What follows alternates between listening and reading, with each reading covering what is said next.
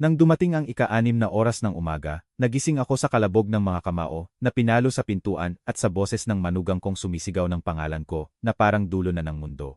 Buwan na silang umiikot sa bahay namin sa tabi ng lawa, tulad ng mga buwitre, pinipilit na masyado na akong matanda para panatilihin ito at mas magiging ligtas daw ito sa kamay nila. Ngunit nang matuklasan ko ang plano nilang puwersahin ang paglipat ng titulo, nang hindi ko alam, pinalitan ko ang lahat ng kandado at naghintay. Hindi ko inasahang babalik sila ng madaling araw na may dalang martsilyong pambasag at sisigaw na makakapasok sila anuman ang mangyari. Habang nanginginig ang kahoy sa bawat marahas na paghampas, nakatayo ako sa kabilang panig ng pinto na may kalmadong matagal ko nang hindi naramdaman. Isang kalmadong isinilang sa pagtataksil na tumigas at naging desisyon. Nang itaas nila ang martsilyo, para sa huling hampas, isang tahimik at matatag na boses sa likod ko ang nagsabi, "Hayaan mo na. Ako na ang bahala dito." At nang buksan ko ang pinto, ang nakita nila ay nagpahid ng kulay sa kanilang mukha dahil walang nangyari, ayon sa kanilang pinaniniwalaan at walang magtatapos sa paraang inaasahan nila. Kung sasamahan mo ako sa kuwentong ito, makikita mo kung gaano kalayo ang maitutulak ang isang nasaktang ama bago siya bumangon. Kung paano ang kahihiyan ay maaaring magsindi ng apoy na kayang sumunog sa lahat ng kasinungalingan. At kung paano ang dalawang taong kumbinsido na nanalo na sila ay haharap sa mga kahihinatnan na hindi nila inakala.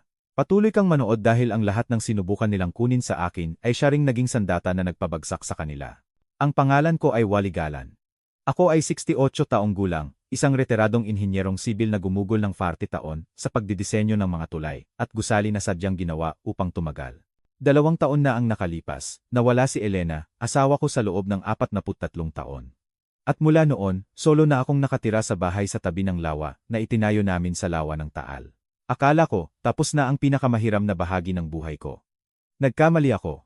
Nagsimula ang umaga, tulad ng bawat umaga, mula nang pumanaw si Elena. Nagising ako sa huni ng mga ibon sa labas ng bintana ng aming silid, ang bintana na siya mismo ang nagpumilit dahil sakto doon ang pagsikat ng araw. Nagtimpla ako ng kape sa kusina na dinisenyo niya, ibinuhos ito sa paborito niyang asul na tsaa, at dinala sa sala, kung saan nakalagay ang litrato niya sa mantel. Nakangiti siya sa larawang iyon na kinunan noong ika-30 anibersaryo namin. Ang pilak na buhok niya ay nasisinagan ng liwanag mula sa lawa sa likod niya. "Magandang umaga, mahal," ang sabi ko tulad ng sinasabi ko sa loob ng 2 taon. Maaring tawagin itong kalokohan, isang matandang lalaking nakikipag-usap sa litrato, ngunit si Elena ang naging kompas ko sa napakatagal na panahon, kaya kailangan ko pa ring sabihin sa kanya ang mga bagay-bagay. Ang bahay ay hindi gaanong naging walang laman kapag ginagawa ko iyon. Ginugol ko ang umaga sa pangangalaga sa hardin niya, ang mga rosas na itinanim niya sa tabi ng bakod, ang lavender na namumulaklak pa rin malapit sa beranda. Ang bawat sulok ng bahay na ito ay may bakas niya ang sulok na pinagbabasahan malapit sa fireplace kung saan siya gumugol ng maraming gabi, kasama ang kanyang mga libro, ang tanawin ng lawa mula sa kusina, ang tanawin na minahal niya nang makita namin ang lupaing ito. Itinayo namin ang lugar na ito, board by board, dream by dream. Hindi lang ito ari-arian.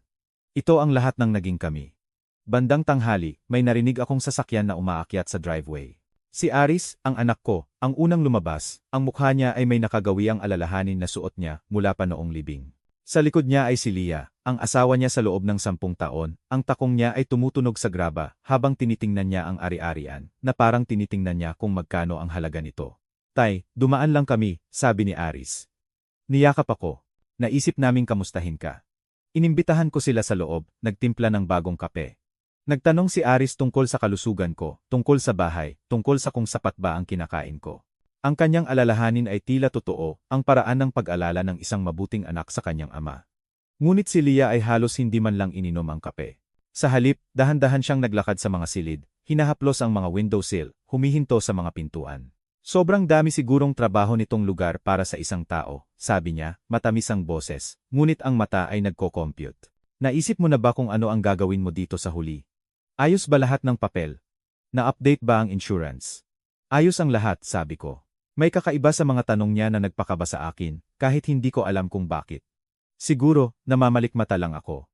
Siguro, ang kalungkutan ay nagparamdam sa akin ng pagdududa kahit sa mga anino. Umalis sila bago maghapunan, hinalikan ni Leah ang pisngi ko ng labing tila malamig sa kabila ng ngiti niya. Hinatid ko sila sa kotse nila at tumayo ako roon, nanonood hanggang sa mawala sila pababa ng kalsada, Wally. Ang boses ay nanggaling sa kabilang bakod. Si Marita Bennett, kapitbahay ko sa loob ng 10 taon, ay nakatayo sa hardin niya na may hawak na gunting. Siya ang pinakamalapit na kaibigan ni Elena mula pa noong kolehiyo at tahimik siyang nagbabantay sa akin mula noong libing. Ang ganda ng gabi, sabi ko. Tumingin si Marita sa kung saan nawala ang kotse ni Aris. Hiniling sa akin ni Elena na bantayan ka, sabi niya, mas mahina ang boses niya ngayon. May alalahanin siya tungkol sa ilang tao. Bago ko pa matanong kung ano ang ibig niyang sabihin, bumalik siya sa kanyang mga rosas. Mag-uusap tayo, Wally, kapag tama na ang panahon. Nang gabing iyon, hindi ako makatulog. Ang mga salita ni Marita ay umalingaw sa isip ko.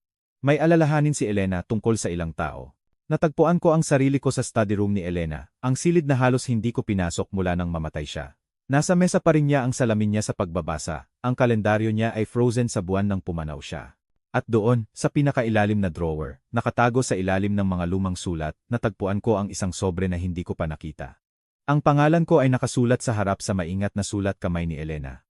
Sa ilalim nito, isang tagubilin. Buksan lang kapag kailangan mong protektahan ang itinayo natin. Hinawakan ko ang sobre sa ilalim ng ilaw, nanginginig ang mga kamay ko. Hindi sa katandaan, kundi sa kakaiba at imposibleng pakiramdam na nakita ni Elena ang sandaling ito na darating bago ko pa man ito malaman. Hindi ko binuksan ang sobre ng gabing iyon. May humadlang sa akin. Siguro ang bigat ng tagubilin ni Elena. Siguro ang takot sa kung ano ang maaari kong matagpuan. Sa halip, inilagay ko ito sa drawer ng bedside ko at sinubukang matulog. Ngunit ang mga salita niya ay bumabagabag sa akin sa dilim. Buksan lang kapag kailangan mong protektahan ang itinayo natin. Protektahan mula saan? Mula kanino? Nagsimulang lumabas ang sagot 3 araw, pagkatapos nang bumalik sina Aris at Leah para sa tinawag nilang pagbisita sa weekend. Nagsimula ito sa maliliit na bagay. Napakaliit na muntik ko nang hindi napansin. Natagpuan ako ni Leah sa kusina ng unang umaga, ang boses niya ay puno ng kaligaligan. Tay, naalala mo bang ilak ang likod na pinto kagabi? Napansin kong bukas ito nang bumaba ako. May alalahanin kami ni Aris na solo ka lang dito. Nilak ko ang pinto na iyon. Naalala kong ginawa ko iyon tulad ng ginagawa ko gabi-gabi sa loob ng 20 taon. Ngunit ang pagdududa ay kakaibang bagay. Gumagapang ito sa mga bitak na hindi mo alam na umiiral. Nang hapon na iyon, sinubukan niya ulit. Naiwang nakabukas ang kalan, Tay. Mahina lang na apoy, pero sige. Nangyayari ang mga bagay na ito kapag tumatanda tayo. Walang sinisisi. Hindi ko ginamit ang kalan ng umagang iyon. Kumain ako ng cereal para sa almusal, ang mangkok ay nasa sink pa rin. Ngunit nang tingnan ko si Aris, may nakita ako na mas nakakakilabot sa akin kaysa sa anumang akusasyon. Nakita ko ang paniniwala. Tumango siya kasama ang asawa niya, ang mata niya ay puno ng awa na nakalaan para sa mga matatanda at mahihina. Nang gabing iyon, naghanap ako ng libro sa study room ni Elena, at si Leah ang natagpuan ko. Nakayuko siya sa ibabaw ng mesa, nagkakalkal sa mga drawer na may mabilis at sanay na kilos, nakakalat ang mga papel sa paligid niya, nakabukas ang mga folder. Leah, humarap siya, namumula ang mukha bago siya kumalma. Tay, ginulat mo ako. Naghahanap lang ako ng mga lumang litrato. Naisip kong maganda sanang gumawa ng family album para sa kaarawan ni Aris. Si Elena, alam mo na, may magagandang litrato siya. Ang paliwanag niya ay makatuwiran. Ang ngiti niya ay mainit. Ngunit may napansin ako na siguro hindi niya alam na nakita ko. Ang mata niya ay patuloy na napupunta sa dingding sa likod ng mesa. Sa isang lugar kung saan ang pintura ay bahagyang mas maitim kaysa sa nakapaligid na lugar, isang pumaputlang parihaba na mga 2 talampakan ang lapad kung saan may nakasabit noon. Natagpuan mo ba ang hinahanap mo? Tanong ko. Hindi pa, sabi niya, at may kumislap sa ekspresyon niya. Pero sigurado akong nandito lang iyon. Mabilis siyang umalis pagkatapos noon, sinabing kailangan niyang tulungan si Aris sa hapunan. Solo akong nakatayo sa study room ni Elena, nakatingin sa dingding na iyon.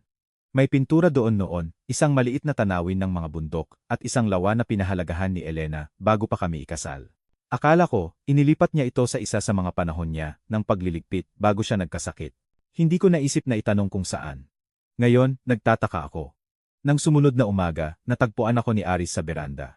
Naupo siya ng mabigat, tulad ng ginagawa ng mga lalaki kapag may bitbit silang salita na ayaw nilang sabihin. Tay, kailangan nating pag-usapan ang iniisip ni Leah. Baka hindi ka na dapat mag-isa dito.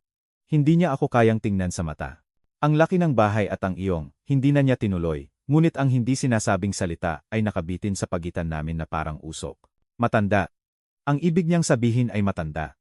Kami ay naliligalig lang para sa iyo. Tiningnan ko ang anak ko ang batang ito na tinuruan kong mangisda sa lawa na ito, na binendahan ko ang kanyang galos, na pinalayas ko ang kanyang masasamang panaginip. At nakakita ako ng isang estranghero na inuulit ang mga salita ng asawa niya. Ayos lang ako, Aris. Ayos ka ba talaga? Ang kalan, ang pinto. Sabi ni Leah, ito ay mga senyales. Senyales ng ano?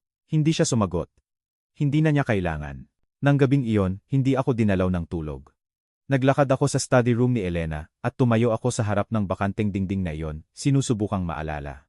Ang pintura ay regalo ng kanyang ama. May kinalaman sa pagiging bahagi nito ng kanilang pamilya sa loob ng maraming henerasyon. Labis niya itong minahal, kahit hindi niya ipinaliwanag kung bakit, at ngayon ay wala na ito, at ang manugang ko ay tila labis na interesado sa eksaktong kinaroroonan nito. Pabalik na ako sa kama nang makarinig ako ng boses sa labas. Si Leah sa beranda, nakikipag-usap sa telepono niya. Huminto ako sa tabi ng bintana, nakatago sa kurtina.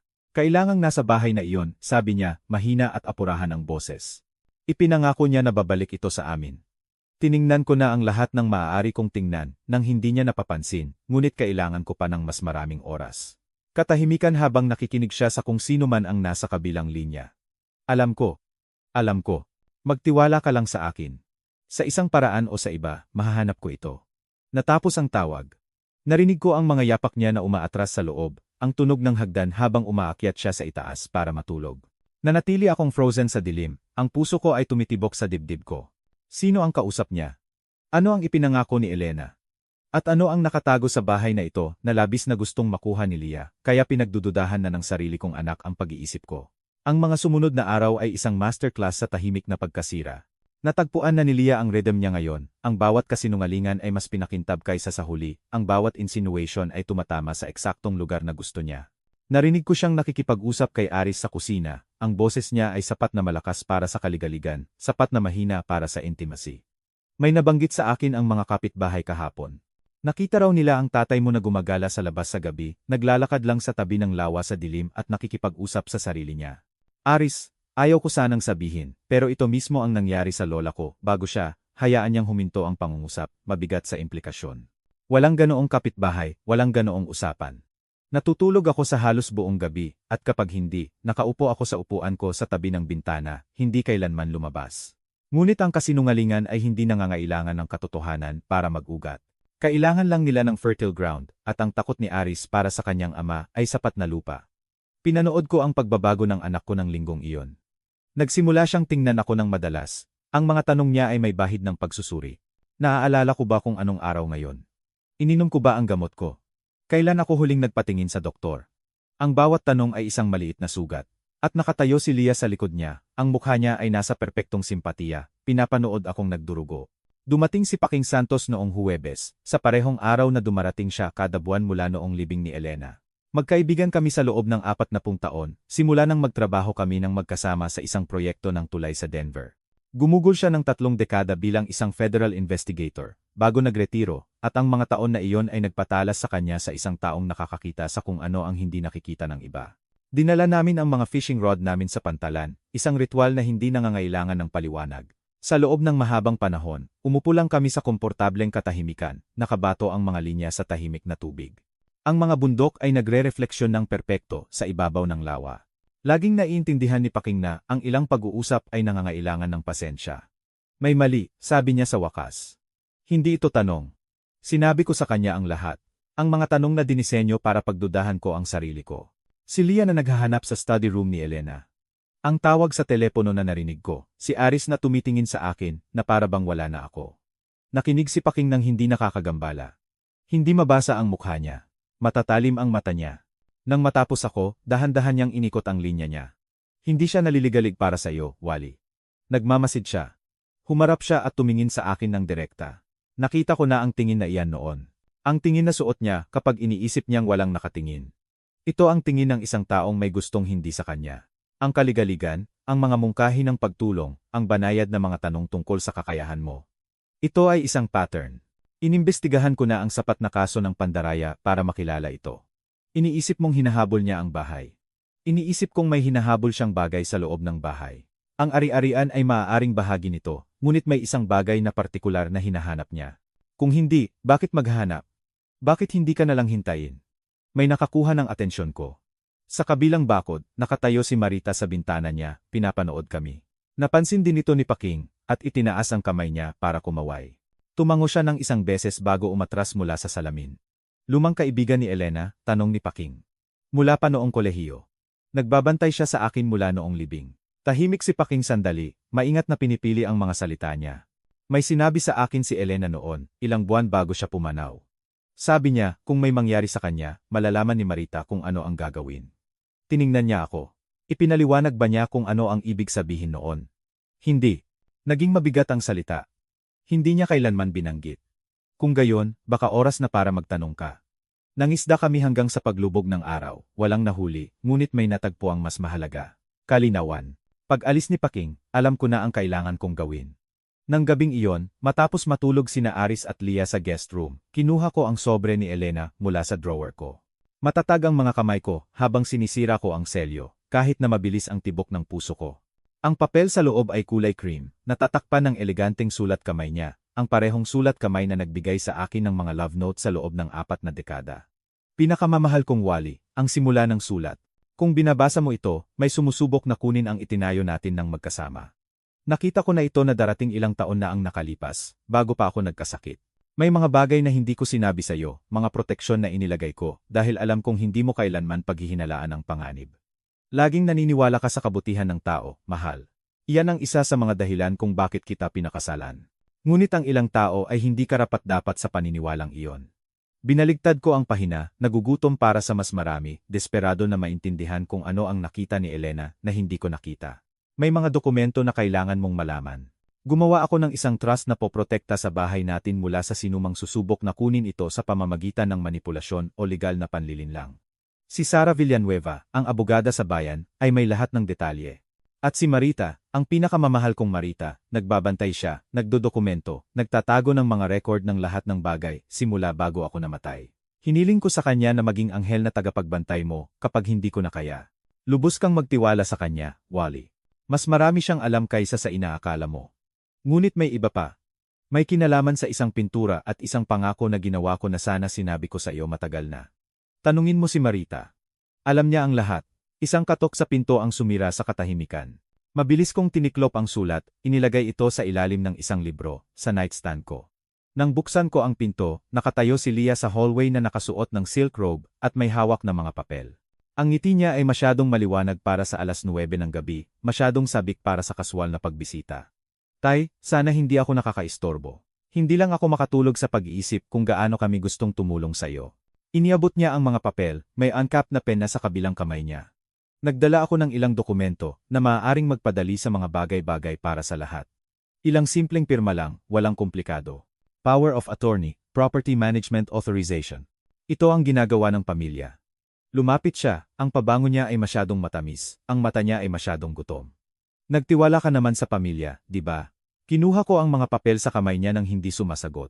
40 kong taon ng pagbabasa ng mga structural blueprint ang nagturo sa akin na suriin ang mga dokumento nang maingat upang hanapin ang mga load-bearing element na nagtataglay ng lahat at ang mahihinang puntos na maaaring magpabagsak sa lahat. Ang mga dokumentong legal ay hindi naiiba. Ang unang pahina ay may titulong Temporary Power of Attorney. Ang pangalawa ay Property Management Authorization. Ang dalawa ay puno ng siksik na mga talata ng legal na lengguwahe, mga clause na nakasiksik sa loob ng mga clause, mga exception na nakabaon sa mga footnote. Ngunit mabilis kong natagpuan ang mga pangunahing probisyon. Hindi ito simpleng family arrangement.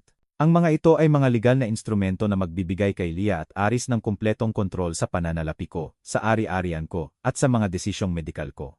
Para lang makatulong kami sa mga bayarin at pagpapanatili kapag hindi mo nararamdaman ang sarili mo, Tay, sabi ni Lia, ang boses niya ay pinatamis ng pekeng kaligaligan. Alam mo naman kung gaano nagiging komplikado ang mga bagay na ito sa edad mo. Gusto naming alisin ang pasanin na iyan sa iyong balikat. Tiningnan ko siya. Ang mga dokumentong ito ay hahayaan kang ibenta ang bahay na ito nang wala ang pahintulot ko. Ang ngiti niya ay kumislap sandali lang. Tanging kung wala ka ng kakayahan, Tay. Ito ay isang safety measure para sa protection mo. At ang clause na ito dito, patuloy ko, itinuturo ang isang talata sa pahina 3, ay nagpapahintulot sa iyo na ilipat ako sa isang care facility kung sumang-ayon ang 2 doktor na hindi na ako kayang mamuhay ng mag-isa. Mga doktor na pinili mo. Tay, masyado ka nang nagbabasa ng masyadong malalim. Ito ay standard language, gumugol ako ng 4 na dekada sa pagbabasa ng mga dokumento na mas komplikado kaysa sa mga ito, Lia. Alam ko eksakto ang tinitingnan ko. Ibinigay ko pabalik ang mga papel sa kanya. Hindi ako pipirma ng anuman ngayong gabi. Ang maskara ay nadulas. Nangyari ito nang napakabilis na kung kumurap ako, baka hindi ko ito napansin. Ang init ay nawala sa mukha niya, napalitan ng isang bagay na malamig at matigas. Nawala ang tamis ng boses niya, naging matalim na hindi ko pa narinig kailanman. Masyado na ang bahay na ito para sa isang tao, Tay. Nagiging makasarili ka, itinatago mo ang lahat sa sarili mo. Alam mo ba kung gaano kalaki ang halaga ng isang ari-arian na tulad nito? Gaano karaming kabutihan ang magagawa ng pera na iyon para sa pamilya mo?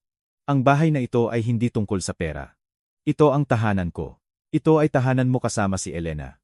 Wala na siya ngayon, at ikaw ay isang matandang lalaki na lang na solo sa mga silid na puno ng alaala. Lumapit siya, ang mata niya ay sumisikat.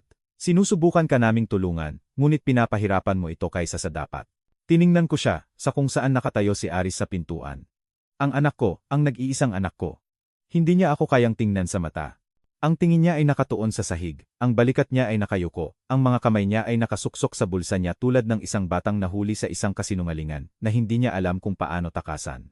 Wala siyang sinabi. Wala ni isang salita para ipagtanggol ako. Mas masakit ang katahimikan na iyon kaysa sa anumang sasabihin ni Leah. Sa tingin ko, dapat na kayong umalis ngayon, sabi ko ng tahimik. Pareho kayo. Binuksan ni Leah ang bibig niya para makipagtalo, ngunit may humadlang sa kanya sa ekspresyon ko. Kinuha niya ang mga hindi pa napipirmahang papel, ang mga kilos niya ay matalim sa bahagyang naglalaman ng galit. Sige, pag-uusapan natin ito kapag nagkaroon ka na ng oras para mag-isip ng malinaw. Ginawa niya ang mga salita na parang banta. Umalis sila sa loob ng isang oras, mabilis na inimpake ang mga bag, paalam. Tumayo ako sa beranda, at pinanood silang mag-impake sa kotse. Pinanood ang matigas na tindig ni Leah at ang talunan na paglakad ni Aris. Nang mawala ang kotse nila pababa sa driveway, narinig ko ang boses ni Leah sa bukas na bintana, matalim, at malinaw sa hangin ng bundok. Hindi siya pwedeng tumanggi ng habang buhay. Sa isang paraan o sa iba, makukuha namin ang amin. Pumasok ako at naghanap ng kuwaderno. Isinulat ko ang eksaktong mga salita niya, kasama ang petsa at oras. Ebidensya, naisip ko. Ganito ka nagtatayo ng kaso. Isang piraso sa isang pagkakatawa, isang katotohanan sa isang pagkakataon. Pagkatapos, natagpuan ko ang numero na binanggit ni Elena sa sulat niya.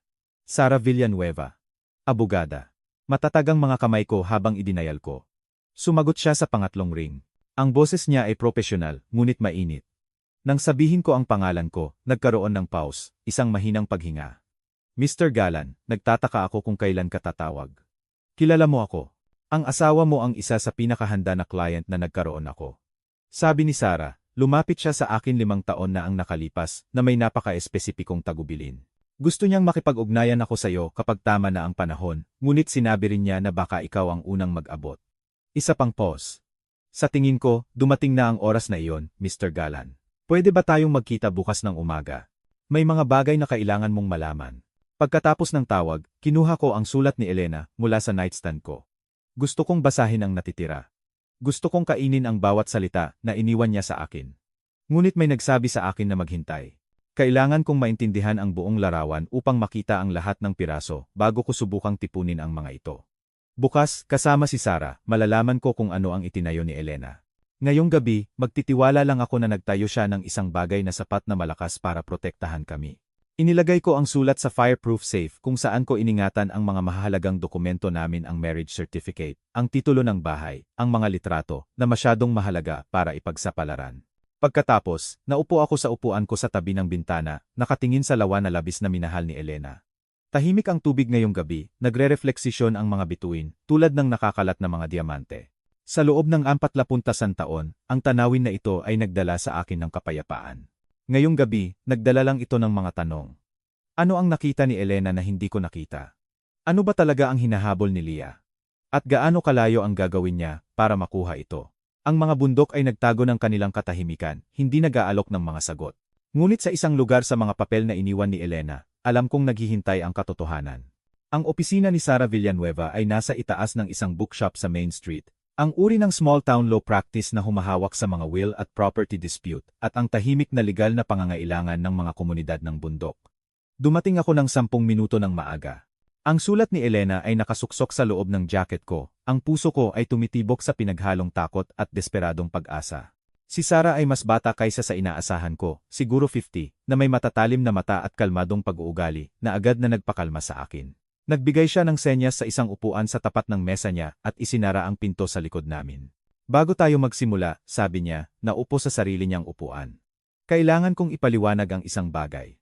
Lumapit sa akin ang asawa mo, 5 taon bago siya pumanaw. Malusog pa siya noon, Mr. Galan. Hindi ito tungkol sa sakit niya. Hindi siya naghahanda para sa kamatayan, naghahanda siya para sa ibang bagay. Para saan? Ipinagsama ni Sarah ang mga kamay niya sa mesa. May alalahanin siya tungkol sa isang tao sa pamilya mo. Hindi niya sinabi sa akin ang buong kuwento, tanging nakakita raw siya ng mga warning sign at gustong maglagay ng mga proteksyon. Pinangako niya sa akin na hindi ako makikipag-ugnayan sa iyo maliban kung ikaw ang unang mag-abot o maliban kung may mangyaring ilang trigger. Anong uri ng trigger? Mga pagtatangkang ipadeklara kang incompetent. Pamimilit na pumirma sa mga karapatan ng ari-arian. Legal na mga maniobra na dinisenyo para ihiwalay ka mula sa mga asset mo. Huminto siya. May tunog ba diyan na pamilyar?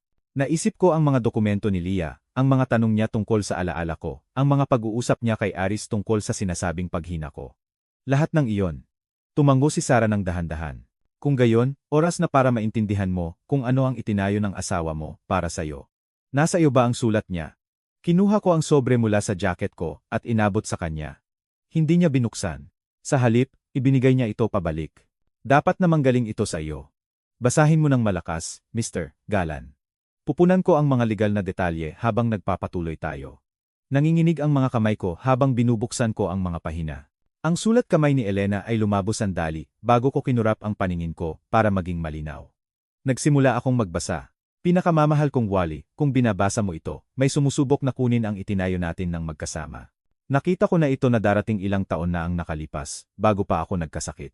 May mga bagay na hindi ko sinabi sa iyo, mga proteksyon na inilagay ko, dahil alam kong hindi mo kailanman paghihinalaan ang panganib. Huminto ako. Masikip ang lalamunan ko. Naghintay si Sarah sa katahimikan. Pinanood ko si Leah sa kasal ninyo ni Aris. Habang nakikita ng lahat ang isang nobya, nakikita ko ang babaeng nagko-compute ng halaga ng bawat bagay sa silid, kasama na ang anak namin. Pinanood ko ang mata niya na lumilipat mula sa mga kubyertos patungo sa mga pintura, sa mga alahas sa leeg ko. Pinanood ko siyang sinusukat ang bahay natin nang una siyang bumisita, sa parehong paraan na gagawin ng isang appraiser. Sinabi ko sa sarili ko na nagiging paranoid ako, na dapat ko siyang bigyan ng benepisyo ng pagdududa, ngunit may instinct ang mga ina, Wally, at ang akin ay sumigaw ng babala na hindi ko kayang baliwalain. Ang mga salita ay kumagat ng malalim. Naalala ko ang araw ng kasal na iyon, naalala ko ang pakiramdam ng bahagyang kaba nang hindi alam kung bakit. Ngumiti si Elena sa seremonya, nag-toast sa mag-asawa ng may kagandahang asal. Hindi niya kailanman sinabi sa akin ang anumang salita tungkol sa mga alalahanin niya. Nagpatuloy ako sa pagbabasa. Inilagay ko ang bahay at mga asset natin sa isang living trust. Nasa kay Sarah Villanueva ang lahat ng dokumento. Ikaw ang nag-iisang beneficiary at trustee. Walang sinumang makakakuha nito mula sa iyo, makakapagbenta nito, o makakakuha nito, kahit sa pamamagitan ng guardianship. Ang trust ay may mga probisyon na maglilipat ng kontrol sa isang neutral na third party kung may sinuman na susubok na ipadeklara kang incompetent. Hindi makakagalaw si Leah sa itinayo natin, gaano man siya kasubok. Ang bahay ay sa iyo, Wally. Ito ay laging magiging sa iyo. Tumingin ako kay Sarah. Tumango siya. Walang butas. Tiyakin ko yan. Gusto ng asawa mo ng isang fortress. At iyon ang itinayo namin. Bumalik ako sa sulat. Hiniling ko kay Marita na bantayan ka. May tagubilin at dokumentasyon siya. Lubos kang magtiwala sa kanya, Wally. Siya ang kapatid ko sa lahat maliban sa dugo. Nang malaman kong mamamatay na ako, sinabi ko sa kanya ang lahat. Ang mga takot ko tungkol kay Leah, ang mga plano ko para protektahan ka, ang pangangailangan ko ng isang taong magbabantay kapag hindi ko na kaya. Pumayag siya ng walang pag-aalangan. Siya ang naging anghel na tagapagbantay mo mula noon, kahit hindi mo alam. Ang boses ko ay nabasag sa mga salitang iyon. Si Marita. Tahimik, matatag na Marita, inaalagaan ang kanyang mga rosas sa kabilang bakod, nagbabantay mula sa bintana niya, tinutupad ang pangako sa isang kaibigan na hindi na kayang magbantay sa sarili niya. May iba pa, patuloy ng sulat. May isang bagay na dapat ko sanang sinabi sa iyo, mga taon na ang nakalipas. May kinalaman ito sa isang pintura, at kung bakit hindi kailanman titigil si Leah hanggang sa makapasok siya sa loob ng bahay natin. Ngunit masyadong mahaba ang kuwentong iyon para sa sulat na ito. Tanungin mo si Marita. Alam niya ang lahat. Ang huling talata ay mas maikli, bahagyang nanginginig ang sulat kamay, na para bang idinagdag ito ni Elena nang mas huli. Pasensya na at nagtago ako ng mga sikreto mula sa iyo, mahal. Sinusubukan kitang protektahan nang hindi kita binibigyan ng pasanin. Sana mapatawad mo ako, at sana alam mo na ang lahat ng ginawa ko. Ginawa ko dahil hindi ko kayang isipin na may kukuha ng buhay na itinayo natin ng magkasama. Ikaw ang tahanan ko, Wally. Ang bahay ay kung saan lang namin iningatan ito. Protektahan mo ito para sa akin. Protektahan mo ang sarili mo. At alamin mo na kahit wala na ako, ang pag-ibig ko sa iyo ay hindi kailanman titigil. Nagbabantay, doon nagtatapos ang sulat. Naupo ako sa katahimikan, umaagos ang luha sa mukha ko, nanginginig ang mga pahina sa mga kamay ko. Nakita ni Elena ang hindi ko nakita. Nagtayo siya ng mga pader na hindi ko alam na umiiral. Minahal niya ako ng sapat para labanan ang isang labanan na hindi ko man lang alam na darating. Mr. Galan. Magiliw ang boses ni Sarah. Ayos ka ba? Hindi, bulong ko, pero magiging ayos din ako. Nagmaneho ako ng diretsyo sa bahay ni Marita. Siguro, binabantayan niya ako dahil binuksan niya ang pinto bago pa ako makakatok. Pula ang mga mata niya na para bang umiyak din siya. Alam mo, sabi ko, nanginginig ang boses ko. Sa lahat ng panahong ito, alam mo. Kinuha niya ang kamay ko at pinisil. Pumasok ka, Wally. Oras na para ipakita ko sa iyo ang lahat ng iniwan ni Elena sa akin. Dinala niya ako sa isang bakanteng silid sa likod ng bahay niya, isang silid na hindi ko kailanman napasok sa loob ng 20 taon ng pagkakaibigan.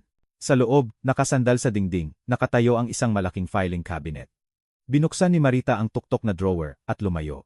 Sa loob ay may mga folder, dose-dose ng mga ito, bawat isa ay may label na mga petsa na bumabalik sa 5 taon, mga litrato, nakasulat na mga obserbasyon sa maingat na sulat kamay ni Marita, mga timestamp at lokasyon, at nakasuksok sa harap. Isang maliit na digital recorder. Hiniling sa akin ni Elena na idokumento ang lahat, sabi ni Marita ng tahimik. Bawat beses na bumibisita si Lia sa bahay mo, bawat beses na naghahanap siya sa mga gamit ni Elena, bawat kahina-hinalang pag-uusap na narinig ko. Tiningnan niya ako sa mata, ang ekspresyon niya ay masidhi sa mga dekada ng katapatan. Nasa akin ang lahat, Wally. Bawat sandali. Gusto ng asawa mo na magkaroon ka ng mga sandata kapag dumating ang oras para lumaban, at ngayon, meron ka na. Gumugol kami ng mga oras sa bakanteng silid ni Marita, ikinakalat ang mga nilalaman ng mga folder na iyon sa bawat magagamit na ibabaw. Ang dokumentasyon ay maselan, halos nakakabigla sa pagiging detalyado nito. Mga petsa, oras, kondisyon ng panahon, mga litrato na kinunan sa mga bintana na kumukuha kay Lia na pumapasok sa bahay ko kapag wala ako. Ang kotse niya ay nakaparada sa daanan kung saan niya inisip na walang makakapansin. Mga tala sa maingat na sulat kamay ni Marita na naglalarawan kung anong mga silid ang hinanap ni Lia, gaano katagal siya nanatili, kung ano ang inilipat niya. Tinuruan ako ni Elena na maging maselan, sabi ni Marita, pinapanood akong nagbabasa ng mga pahina ng mga taon ng obserbasyon. Sabi niya, ang ebidensya na walang context ay ingay lang, ngunit ang ebidensya na may pattern ay patunay. Gusto niyang magtayo ako ng kaso, hindi lang mangolekta ng mga scrap. Tiningnan ko siya, ang babaeng ito na gumugol ng 5 taon sa tahimik na pagbabantay, hindi kailanman nagpapahiwatig ng alam niya. Paano mo nagawa ang lahat ng ito nang hindi ko napansin? Hindi mo dapat napansin. Iyon ang punto. Lumambot ang boses ni Marita. Alam ni Elena na haharapin mo si Lia kung malalaman mo, at hindi pa siya handa para sa laban na iyon. Gusto niyang maging kumpleto ang ebidensya bago may sinuman na kumilos dito. Isang katok sa pinto ang sumingit sa amin. Dumating si Paking matapos matanggap ang tawag ko kaninang umaga. Ang mata ng investigador niya ay sumaklaw sa silid, tinitingnan ang pagkalat ng mga dokumento, ang mga litrato na nakapako sa isang corkboard, ang timeline na binuo ni Marita sa papel na nakadikit sa dingding. Abala ka pala, sabi niya kay Marita. Abala si Elena. Sinunod ko lang ang mga tagubilin. Naupo si Paking sa isang upuan at nagsimulang suriin ang mga materyales ng may methodical precision. Inayos niya ang mga litrato ayon sa petsa, cross-referenced ang mga ito sa mga tala ni Marita, sinundan ang mga linya sa pagitan ng mga entry gamit ang daliri niya. Pagkatapos ng 20 minutong katahimikan, sumandal siya na may mahinang pagpito. Hindi siya naghahanap ng sapalaran, sabi niya. Tingnan ang pattern. Bawat solong entry, pumupunta siya sa study room ni Elena muna. Laging sa parehong lugar ng dingding, ang nasa likod ng mesa, minsan sa attic, paminsan-minsan sa basement. Pero laging nagsisimula at nagtatapos siya sa study room na iyon. Tinitingnan ang dingding na iyon, naisip ko ang pumaputlang parihaba. Napansin ko ang balangkas kung saan nakasabit noon ang isang pintura. May hinahanap siyang isang bagay na partikular. Isang bagay na pinaniniwalaan niyang nakatago sa bahay mo. Humarap si Paking kay Marita. May nabanggit ba si Elena kung ano iyon? Tumango si Marita ng dahan-dahan. Bago siya namatay, sinabi sa akin ni Elena na ang pamilya ni Lia ay may koneksyon sa isang bagay sa bahay natin, isang bagay na mahalaga na ipinangako ni Elena na ibabalik. Ngunit nagbago ang isip ni Elena matapos niyang makita kung ano talaga si Lia. Sabi niya, ang pangako ay ginawa sa maling tao, at hindi niya ito igagalang hanggang sa tamang tao ang humiling. Bago ako makasagot, may isa pang katok. Pumasok si Sara Villanueva na may dalang leather briefcase at isang ekspresyon ng propesyonal na determinasyon. Sinaklaw niya ang silid na may nakataas na kilay. Nakikita kong may Council of War tayo. Nagpakilala ako at naupo si Sara sa mesa, kumukuha ng mga dokumento mula sa briefcase niya. Dinala ko ang opisyal na trust paperwork. Dahil sa nangyayari, kailangan ninyong lahat na maintindihan eksakto kung ano ang itinayo ni Elena. Ikinat niya ang mga pahina sa harap namin, itinuturo ang mga pangunahing probisyon habang nagpapaliwanag siya. Ang bahay ay hindi maaaring ibenta, ilipat, o gamitin bilang leverage nang wala ang malinaw na nakasulat na pahintulot ni Wally habang buhay siya. Tinukoy ng trust na si Wally ang nag-iisang trustee at nag-iisang beneficiary. Kung si Wally ay mawawala ng kakayahan, ang kontrol ay hindi mapupunta sa mga miyembro ng pamilya. Sa halip, lilipat ito sa isang neutral na third party, isang profesional na fiduciary na natukoy at nasuri ko na. Kaya, kahit na nagawa ni Leah na ipadeklara akong incompetent, sabi ko ng dahan-dahan, hindi pa rin niya mahahawakan ang bahay. Eksakto. Inaasahan ni Elena ang bawat anggulo. Guardianship, conservatorship, power of attorney, wala sa mga iyon ang magbibigay kay Leah ng gusto niya. Ang tanging paraan para makuha niya ang ari-arian na ito ay kung kusang loob mo itong ibibigay, na hinding-hindi mo gagawin, o kung mamamatay ka nang hindi binabago ang mga trust term. Isang ginaw ang dumaan sa akin sa mga salitang iyon. Nahuli ni Paking ang ekspresyon ko at umiling. Hindi siya mamamatay tao, Wally. Siya ay isang schemer, hindi isang mamamatay tao. May pagkakaiba. Sana tama ka. Tahimik si Marita sa paliwanag ni Sara, ngunit tumayo siya ngayon at naglakad sa isang maliit na monitor na nakalagay sa isang mesa sa sulok. May iba pa kayong kailangang makita. Ang footage kaninang umaga. Pinindot niya ang isang pindutan at ang screen ay kumislap. Ang imahe ay nagpapakita ng bahay ko mula sa bintana ni Marita, ang anggulo ay kumukuha sa harap na beranda at ang pinto sa study room ni Elena. Ang timestamp ay nagbabasa, kaninang umaga, habang ako ay nasa opisina ni Sara, isang kotse ang huminto. Lumabas si Leah, tumingin sa paligid bago mabilis na naglakad sa gilid ng bahay. Nawala siya sa frame sandali, pagkatapos ay muling lumabas sa likod na pinto. May hawak siyang susi. Saan niya nakuha iyan? Huminga ako. Siguro, kinopya niya ito mga taon na ang nakalipas, sabi ni Marita ng tahimik. Patuloy kang manood. Sa screen, pumasok si Leah sa bahay ko. Lumipat si Marita sa ibang anggulo. Isang panloob na kamera na hindi ko alam na umiiral, nakaposisyon para kunin ang study room ni Elena. Pinanood namin si Leah na naghahanap ng may frantic energy, kumukuha ng mga libro mula sa mga shelf, tinitingnan sa likod ng mga picture frame, hinahaplos ang mga dingding. Ang mga kilos niya ay desperado, halos nagpapanik. Pagkatapos, huminto siya. Kinuha niya ang telepono niya at naglakad-lakad habang nakikipag-usap. Ang boses niya ay halos hindi marinig, ngunit nakuha ng microphone ng kamera. Alam kong nandito, sabi niya, ang mga salita niya ay fragmented ng distansya. Isinulat niya na babalik ito sa akin. Tiningnan ko na ang lahat. Isang pause habang nakikinig siya. Wala akong pakialam kung ano ang kailangan. Hindi ako aalis nang wala ito. Nag-hang up siya at humarap sa dingding, kung saan nakasabit noon ang pintura. Malinaw na nakuha ng kamera ang ekspresyon niya. Hindi na ito galit. Hindi na ito pagkalkula o kasakiman. Ito ay desperasyon, krudo, walang disguise, halos masakit na masaksihan. Talagang naniniwala siyang mayroong sa kanya, sabi ko. Tumango si Paking ng may kalungkutan. Na ginagawang mas mapanganib siya, hindi mas mababa. Ang mga desperadong tao ay hindi nag-iisip tungkol sa mga kahihinatnan. Nag-iisip lang sila tungkol sa kung ano ang nawala sa kanila. Dumating ang pag-atake ng madaling araw. Nagising ako sa tunog ng mga kamao na humahampas sa harap na pinto ko. Ang marahas na rhythm ay sumira sa katahimikan ng bundok. Sandali akong nakahiga, nalilito, nagtataka kung nananaginip ako. Pagkatapos, ang boses ni Leah ay pumasok sa dilim, matinis at galit. Wally, buksan mo ang pinto na ito ngayon din. May legal kaming karapatan na pumasok. Tiningnan ko ang orasan. Ika-6 na oras ng umaga.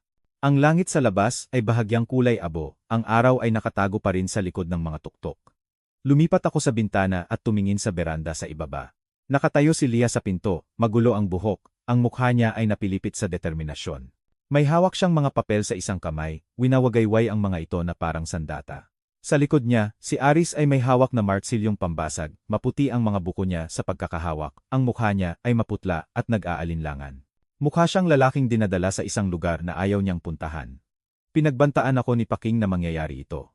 Nag-escalate ang mga desperadong tao, sabi niya. Kapag nabigo ang manipulasyon, lumiliko sila sa puwersa. Inasahan kong nagkamali siya.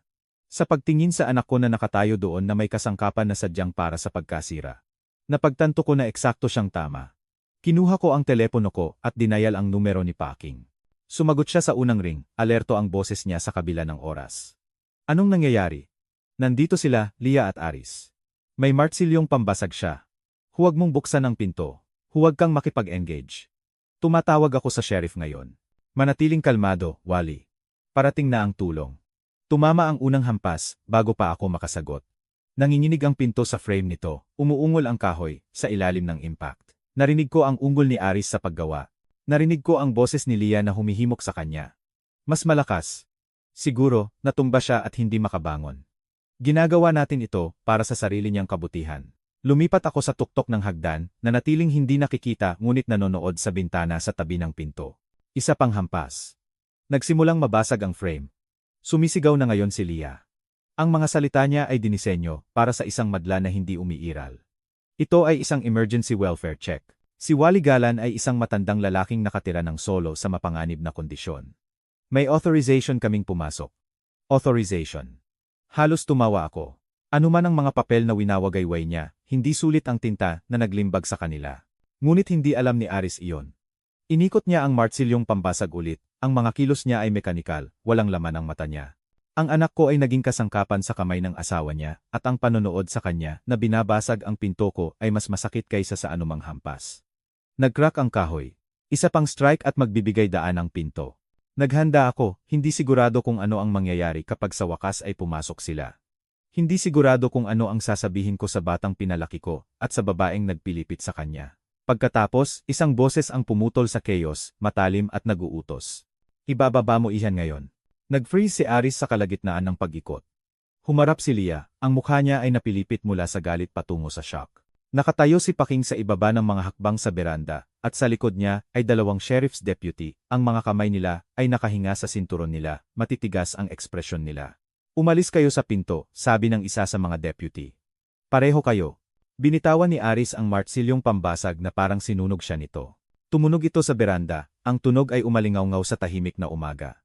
Umalis siya, humihingal ang dibdib niya, malawak ang mata niya sa biglaang pag-unawa, sa kung ano ang muntik na niyang nagawa. Mabilis na nakabawi si Lia. Humarap siya sa mga deputy na may sanay na ekspresyon ng pagdadalamhati. Ang boses niya ay lumipat mula sa galit patungo sa marupok na kaligaligan sa espasyo ng isang hininga. Mga opisyal, salamat sa Diyos at nandito kayo. May alalahanin lang kami sa biyenan ko.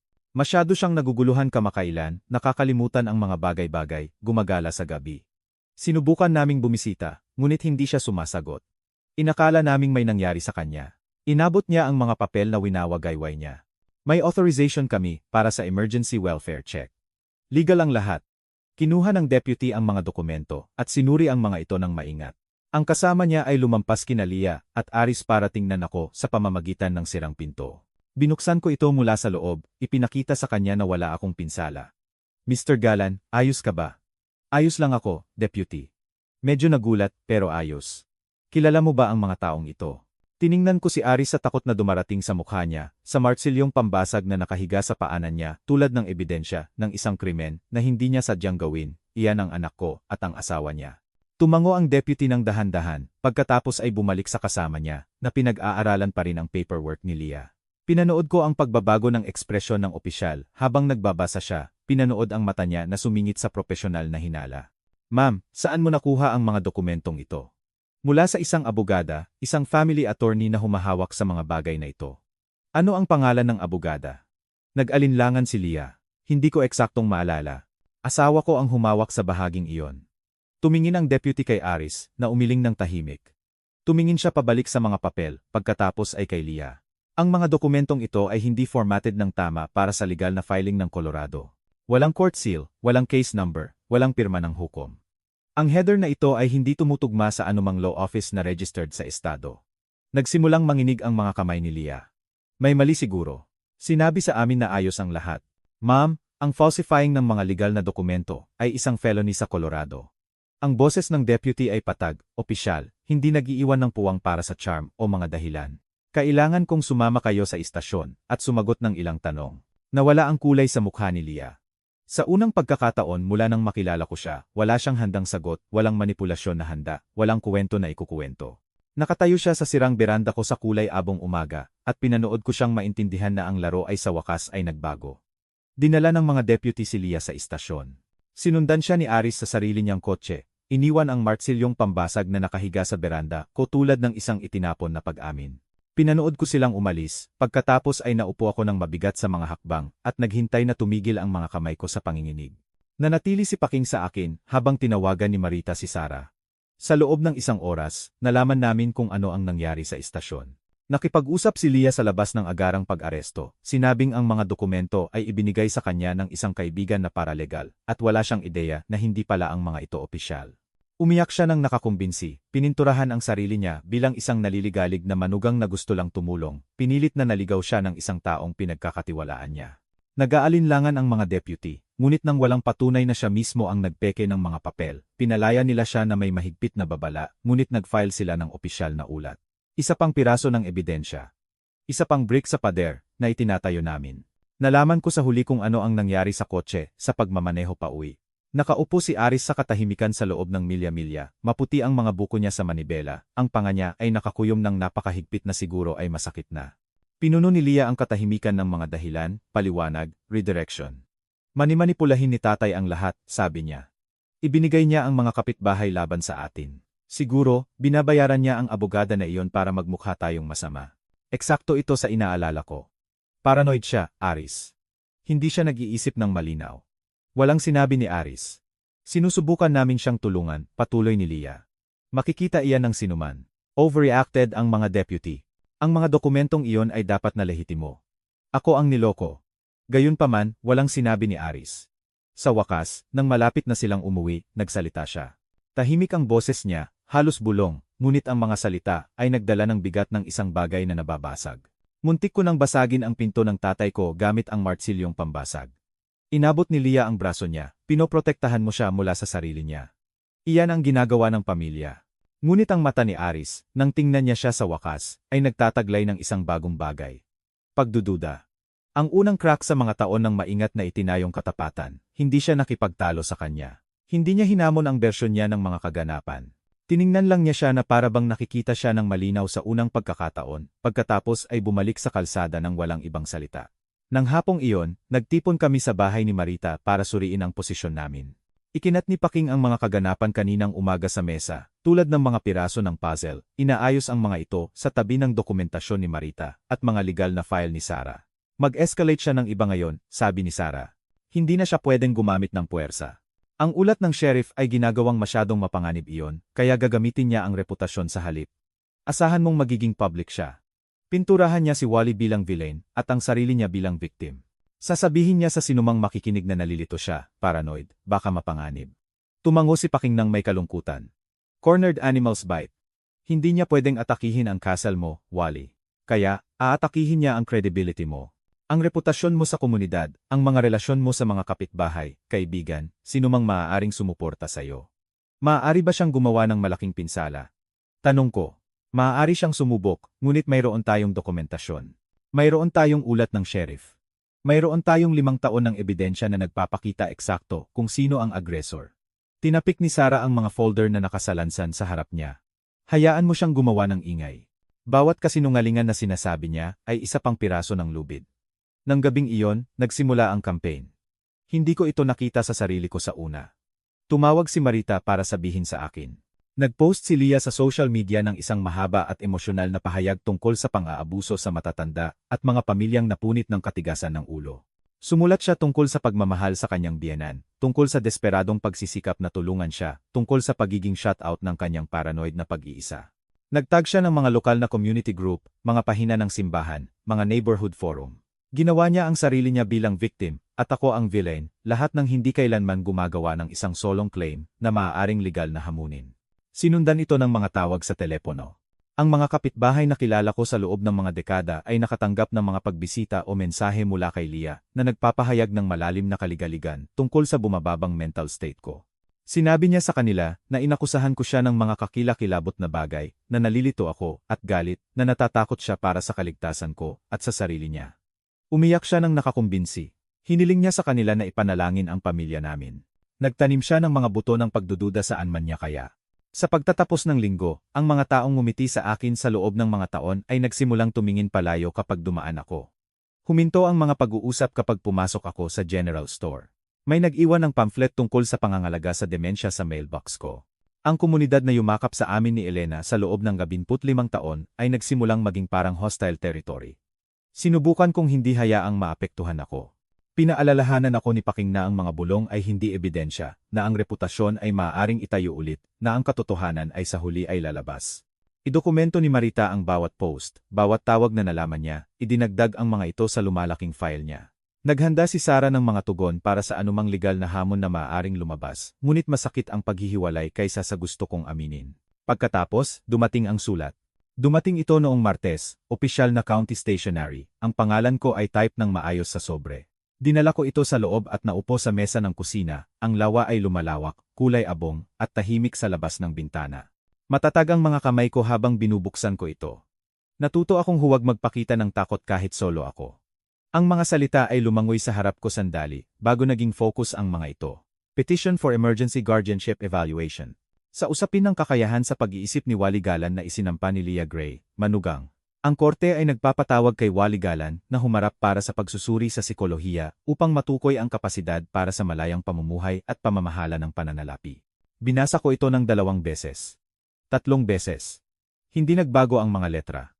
Hindi lang niya inaatakihin ang reputasyon ko ngayon. Ginagamit niya ang sistema mismo bilang sandata niya, sinusubukang ipadeklara akong legal na incompetent, sinusubukang kunin ang karapatan ko na gumawa ng mga desisyon tungkol sa sarili kong buhay. Inilagay ko ang sulat at tumingin sa lawa.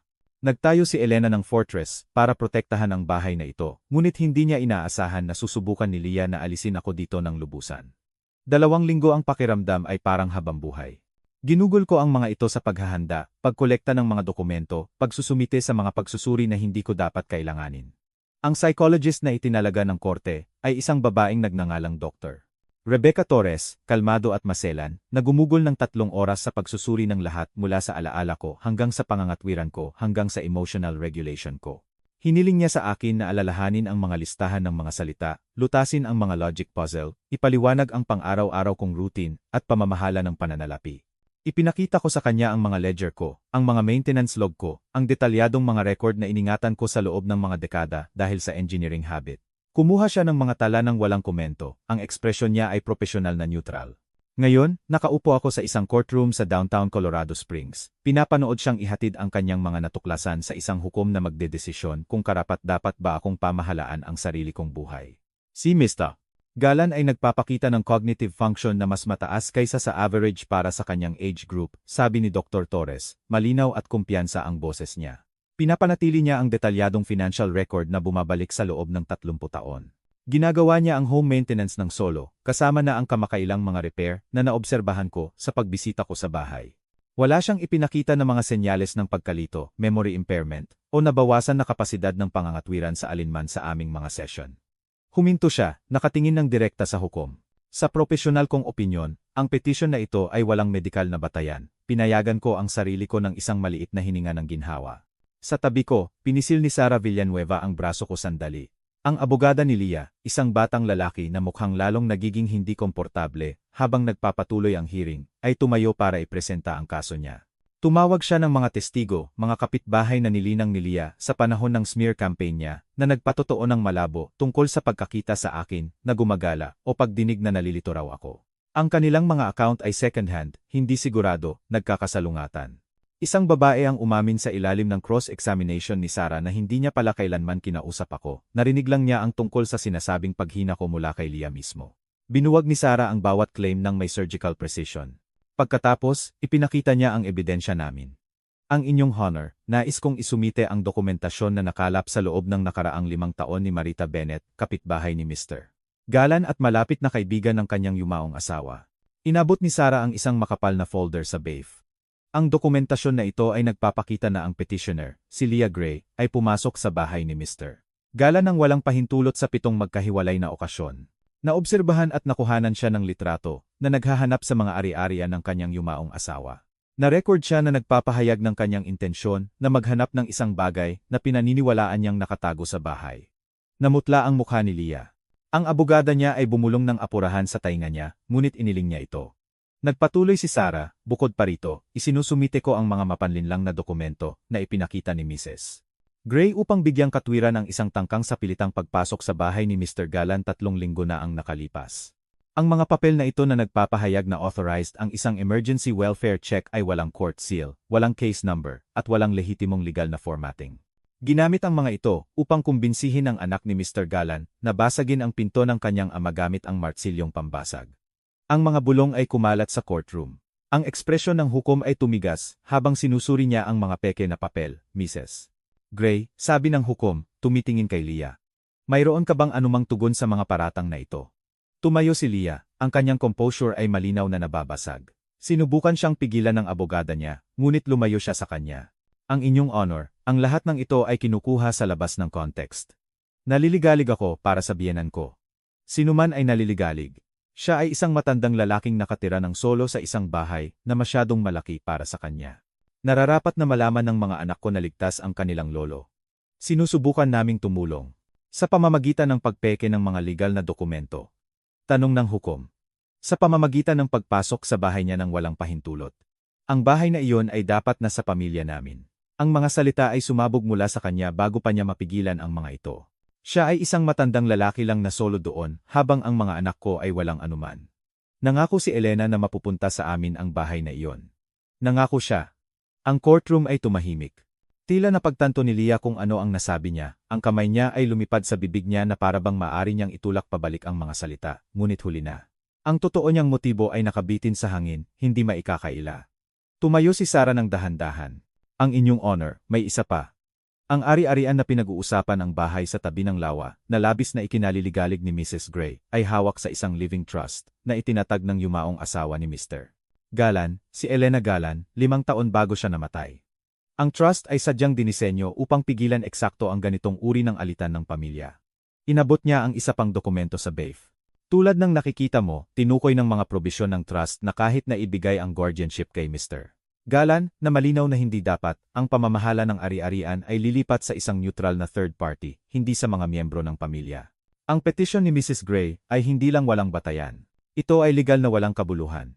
Kahit na manalo siya, wala siyang makukuha. Sinuri ng hukom ang mga dokumento ng trust sa loob ng mahabang sandali. Nang tumingala siya, ang tingin niya ay nakatuon kay Leah na may hindi maikakailang paghamak. Ang petisyon na ito ay dinidismiss, sabi niya. Bukod pa rito, nag-uutos ako ng isang investigasyon sa pag-uugali ni Mrs.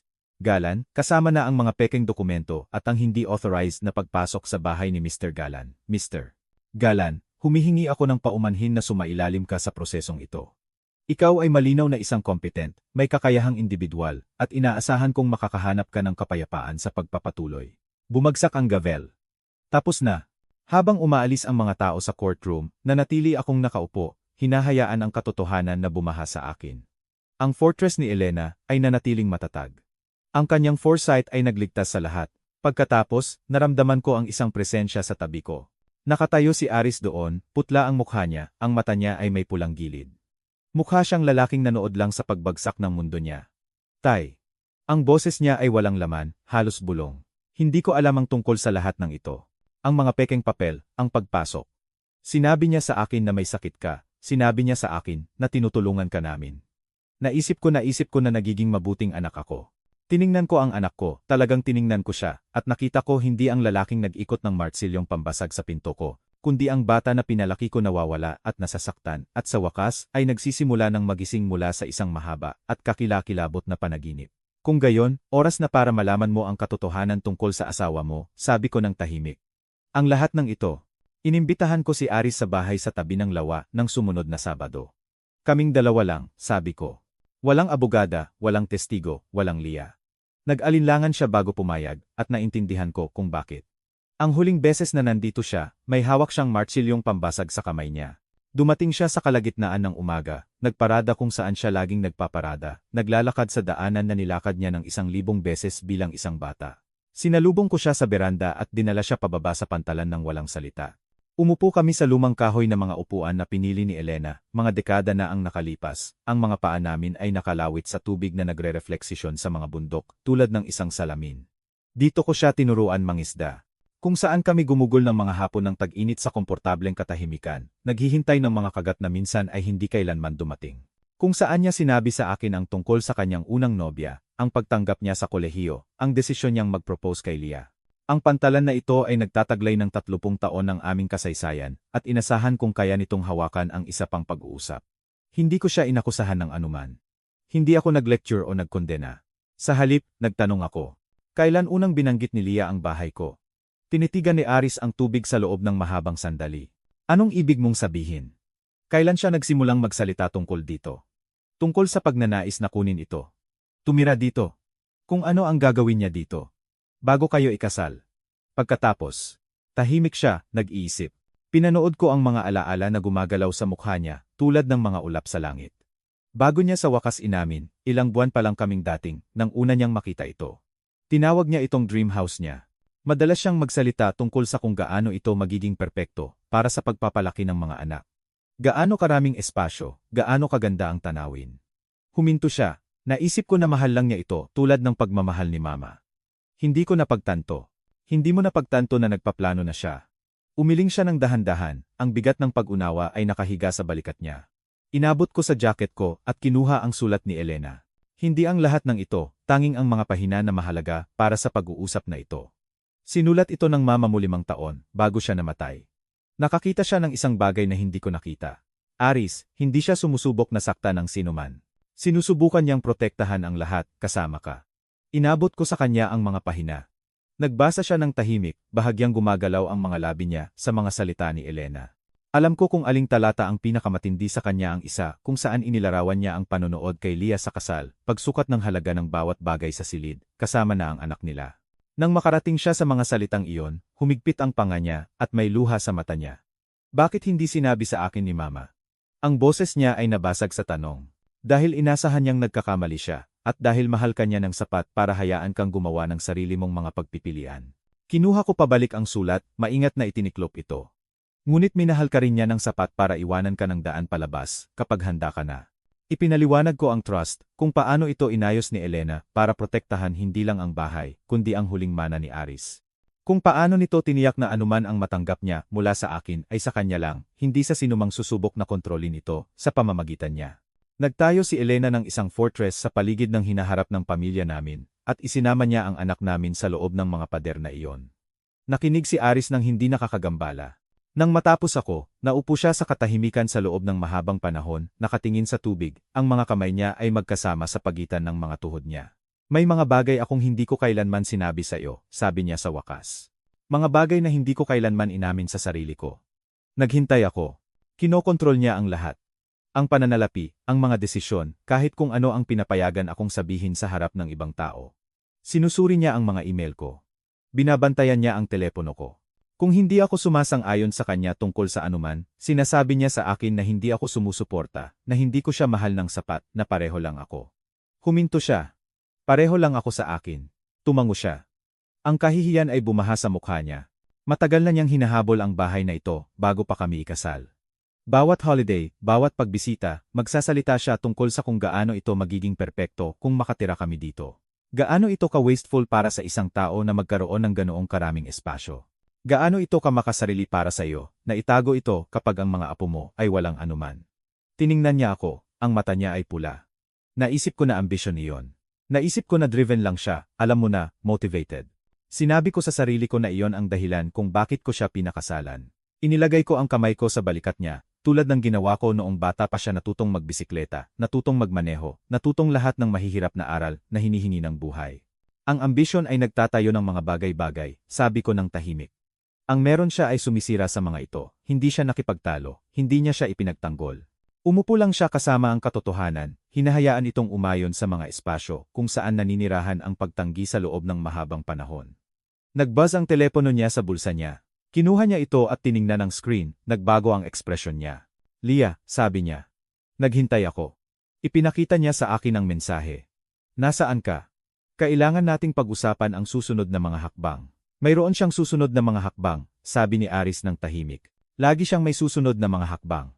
Kahit ngayon, pagkatapos ng lahat ng nangyari sa korte, nagpaplano na siya ng susunod na hakbang. Tinitigan niya ang telepono sa loob ng mahabang sandali. Pinanood ko ang thumb niya na lumutang sa ibabaw ng keyboard. Pinanood ang lumang instinct na tumugon kaagad, nakikipaglaban sa isang bagong bagay na lumalaki sa loob niya. Pagkatapos, ibinalik niya ang telepono sa bulsa niya nang hindi nagtatype ng isang salita. Kaya niyang maghintay, sabi niya. Ito ay isang maliit na kilos ng paghihimagsik, isang maliit na deklarasyon ng kalayaan. Ngunit nakaupo doon sa pantalan kung saan ko tinuruan ang anak ko mangisda. Kinilala ko ito sa kung ano ito. Sa unang pagkakataon sa kasal niya, pinili ni Aris ang katahimikan kaysa sa pagsunod, at iyon ang simula ng lahat. Nagmaneho si Aris pauwi ng gabing iyon, na may mga tanong na hindi niya kailanman naglakas loob na itanong. Nalaman ko sa huli kung ano ang nangyari nang pumasok siya sa pinto nang matagpuan niya si Leah, na naghihintay sa sala na may nakakrus na mga braso, at matatalim na mata sa hinala. Saan ka galing? Tanong niya. Hindi mo sinagot ang mga text ko. Kasama ko ang tatay ko. Ang tatay mo? Sabi niya ang mga salita na parang may lasang mapait. Pagkatapos ng lahat ng ginawa niya sa atin, bumalik ka sa kanya. Hindi umatras si Aris, tulad ng karaniwan niyang ginagawa. Tumayo siya sa pintuan, ang mga susi ng kotse niya ay nasa kamay pa rin, at tinanong niya ang tanong na nagtatayo sa loob niya sa buong hapon. Ano ba talaga ang nangyayari, Leah? Bakit masyado kang obsessed sa bahay na iyon? Tinitigan niya siya, nagko-compute. Makikita niya siyang tumitimbang ng mga opsyon, nagdedesisyon kung gaano karaming katotohanan ang ilalabas. Sa huli, naramdaman niyang nawawala ang kontrol niya, pumili siya ng isang bersyon ng katapatan, siguro umaasa na gagawin siyang muli nitong makisimpatya sa kanya. Umupo ka, sabi niya. May isang bagay akong dapat sanang sinabi sa iyo mga taon na ang nakalipas. Umupo sila sa tapat ng bawat isa, at sinabi ni Leah ang kuwento niya.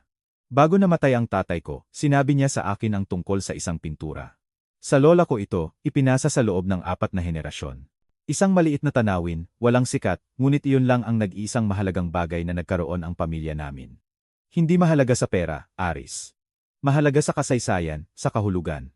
Huminto siya, ang boses niya ay lumambot sa paraang bihira lang narinig ni Aris.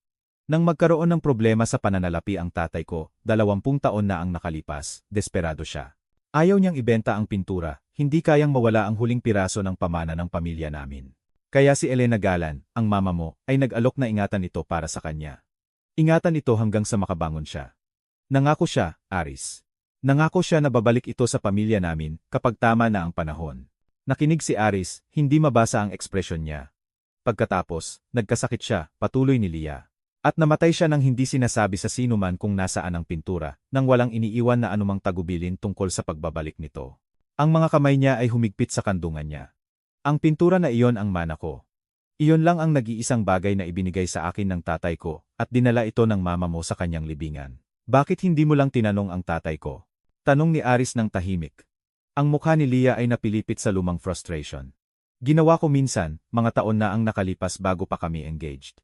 Tinanong ko si Wally kung may nabanggit ba si Elena tungkol sa isang pintura, isang bagay na hawak niya para sa isang tao. Sabi niya, wala siyang alam tungkol dito. Alinman ay itinago niya ito nang hindi sinasabi sa kanya o nagsisinungaling siya para itago ito para sa sarili niya.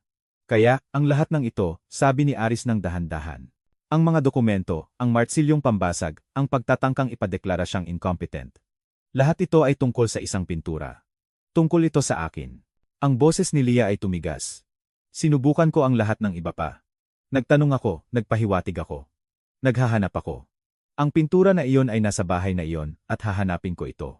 Wala akong pakialam kung ano ang kailangan. Umupo si Aris kasama ang paghahayag na ito sa loob ng mahabang panahon, pagkatapos niyang matapos. Ang obsession ay biglang nagkaroon ng context. Hindi nito in-excuse ang mga pamamaraan niya, hindi nito binigyang katwiran ang mga kasinungalingan o ang mga pekeng papel o ang pag-atake sa pinto ng kanyang ama, ngunit ipinaliwanag nito ang mga ito. Hindi lang si Leah ay sakim. Nagdadalamhati siya sa isang bagay na nawala, hinahabol ang isang multo ng pamana ng pamilya na nadulas sa mga daliri niya. Hindi niya alam kung ano ang gagawin sa pag-unawa na iyon, kaya wala siyang sinabi. At sa huli, natulog sila sa katahimikan, ang distansya sa pagitan nila ay mas malawak kaysa sa dati. Samantala, ako ay nasa study room ni Elena, sinusundan ng isang bakas na iniwan ng asawa ko 20 taon na ang nakalipas. Napansin ni Marita na laging sinusuri ni Leah ang isang partikular na dingding, ang nasa likod ng mesa, kung saan ang pumaputlang parihaba ay nagmarka kung saan may nakasabit noon. Inakala ko na ang pintura ay simpleng inilipat o nawala. Ngayon, alam ko na ang mas mahusay.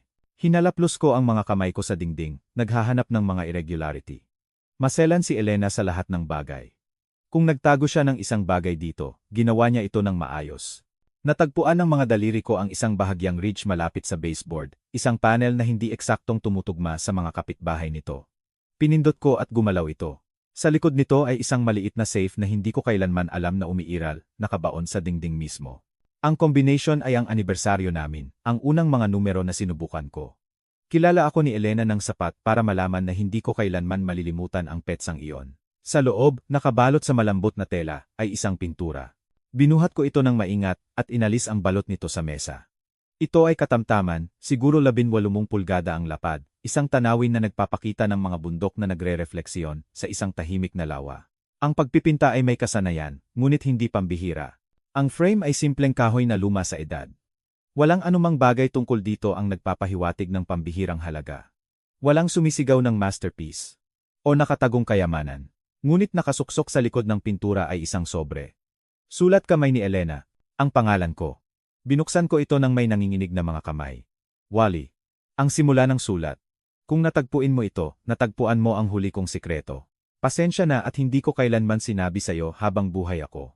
Sinusubukan kitang protektahan mula sa isang pasanin na hindi sa'yo ang dalhin.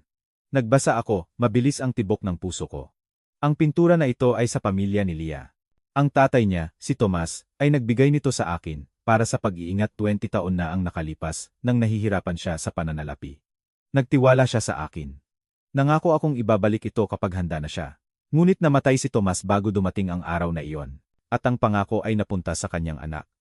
Binaligtad ko ang pahina. Sinisikap kong tuparin ang pangako na iyon, Wally.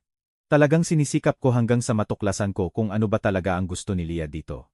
Hindi siya dumating na nagtatanong tungkol sa isang family heirloom.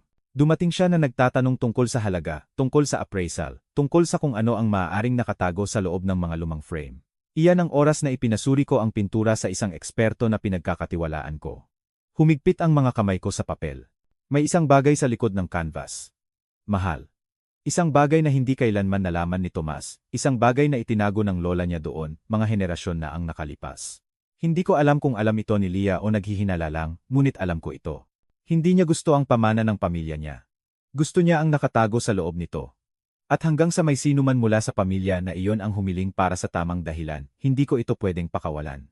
Inilagay ko ang sulat at tumingin sa pintura. Mga bundok at lawa, tela at canvas, at sa isang lugar sa ilalim ng ibabaw, isang sikreto na nagtulak kay Leah sa gilid ng pagkabaliw. Dumating si Paking sa loob ng isang oras. Tinawagan ko siya sa sandaling natapos ko ang sulat ni Elena, matatag ang boses ko, ngunit mabilis ang isip ko. Natagpuan niya ako sa study room. Ang pintura ay nakalapag sa mesa. Ang huling mga salita ni Elena ay nakakalat sa tabi nito. Itinago niya ito sa loob ng 20 taon, sabi ko. At hindi niya kailanman sinabi sa akin. Pinag-aralan ni Paking ang pintura nang hindi hinahawakan ito. Ang investigator's instinct niya ay kumukuha. May mga dahilan siya. Laging may dahilan si Elena. Lumapit siya, sinusuri ang frame ang canvas ang likod. Tiningnan mo na ba sa likod nito? Naghihintay ako sa'yo. Magkasama, binaligtad namin ang pintura. Ang likod ay lumang papel, naninilaw sa edad, sinigurado ng maliliit na pako na maingat na inalis at pinalitan sa isang punto. Trabaho ni Elena, ipinapalagay ko. Kumuha si Paking ng isang maliit na toolkit mula sa jacket niya, ang uri na lagi niyang dala, at nagsimulang dahan-dahang tanggalin ang likod. Sa likod ng canvas sinelyuhan sa proteksiyon na plastik na mukhang mas bago kaysa sa pintura mismo, natagpuan namin ang mga dokumento. Kinuha ni Paking ang mga ito gamit ang tweezers, inilapag ang mga ito sa mesa sa tabi ng sulat ni Elena. Mga stock certificate, luma na kalimbag sa mabigat na papel na may detalyadong mga hangganan at kupas na pirma. Ang pangalan ng kumpanya ay walang ibig sabihin sa akin sa una. Pacific Communications Corp. Hindi ko kailanman narinig ito, ngunit si Paking ay narinig. Ang kilay niya ay tumaas habang sinusuri niya ang mga certificate. Pacific Communications.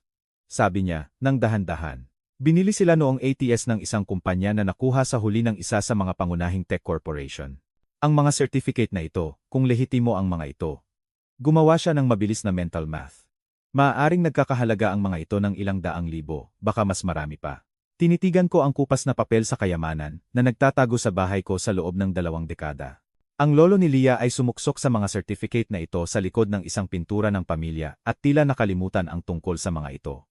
O siguro, hindi niya kailanman nalaman na magiging mahalaga ang mga ito. Anuman, dumaan ang mga ito mula sa henerasyon patungo sa henerasyon, isang sikretong mana na naghihintay na matuklasan. Bumalik ako sa sulat ni Elena, binabasa ang talata na binasa ko ng mabilis noon. Hindi alam ni Tomas, ang tatay ni Leah, ang tungkol sa mga certificate. Ibinigay niya sa akin ang pintura dahil nagtiwala siya sa akin, dahil gusto niya ang panatilihing ligtas ang pamana ng pamilya niya sa mahihirap na panahon. Nang ipinasuri ko ang pintura at natuklasan ko kung ano ang nakatago sa loob, sinubukan kong sabihin sa kanya. Tumawag ako ng 2 beses, sumulat ng isang sulat, ngunit namatay si Tomas bago ko siya maabot at ang sikreto ay napunta sa akin lang. Nagbasa ako, ang sulat kamay ni Elena ay nagiging mas sadyang, mas maingat. Pagkatapos, nagsimulang magtanong si Leah tungkol sa pintura, hindi tungkol sa pamana, Wally. Hindi tungkol sa lola niya o sa kasaysayan ng pamilya niya. Nagtanong siya tungkol sa halaga, tungkol sa appraisal, tungkol sa kung minsan ba ang mga lumang pintura ay may nakatago sa loob nila. Iyan ang oras na nalaman kong may natagpuan siya, siguro, isang tala mula sa lolo niya, siguro isang kuwento ng pamilya na ipinasa. Alam niyang may mas marami sa pintura na ito kaysa sa canvas at langis, at gusto niya ito. Nakinig si Paking habang nagbabasa ako ng malakas, malungkot ang ekspresyon niya.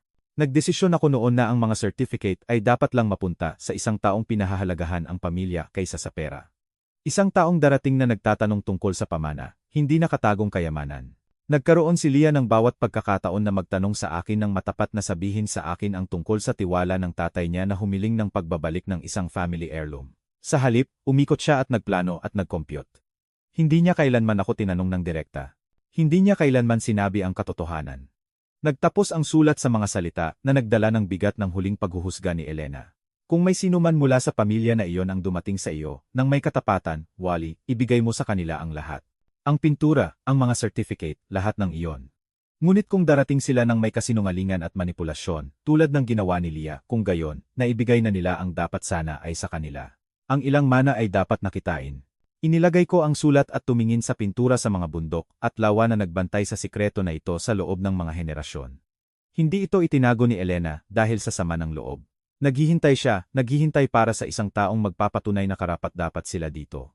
Hindi kailanman nagawa ito ni Leah. Ano ang gagawin mo? Tanong ni Paking.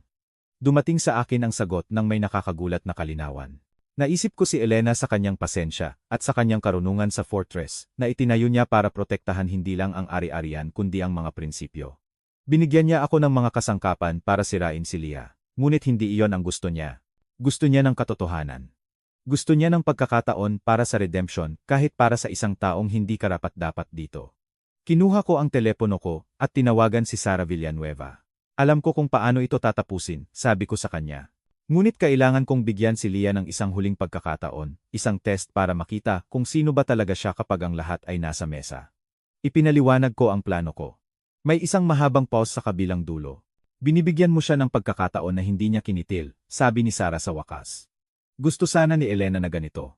Naniniwala siya sa katotohanan, hindi paghihiganti. Isa pang pause. Pagkatapos, lumambot ang boses ni Sara. Maaprubahan ito ng asawa mo. Ano ang kailangan mo sa akin? Inayos namin ang mga detalye, dokumentasyon na handa, mga testigo na nakalagay, lahat ng legal, lahat ng recorded.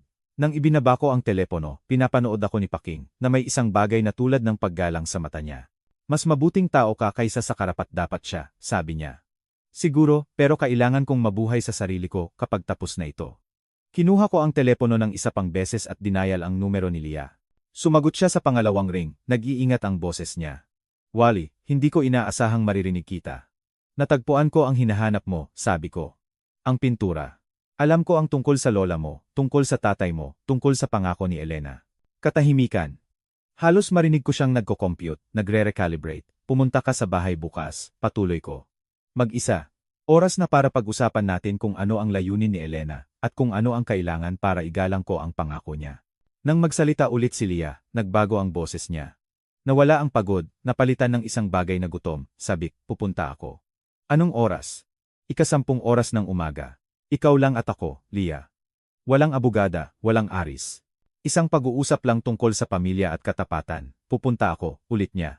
Salamat, Wally. Alam kong maiintindihan mo sa huli.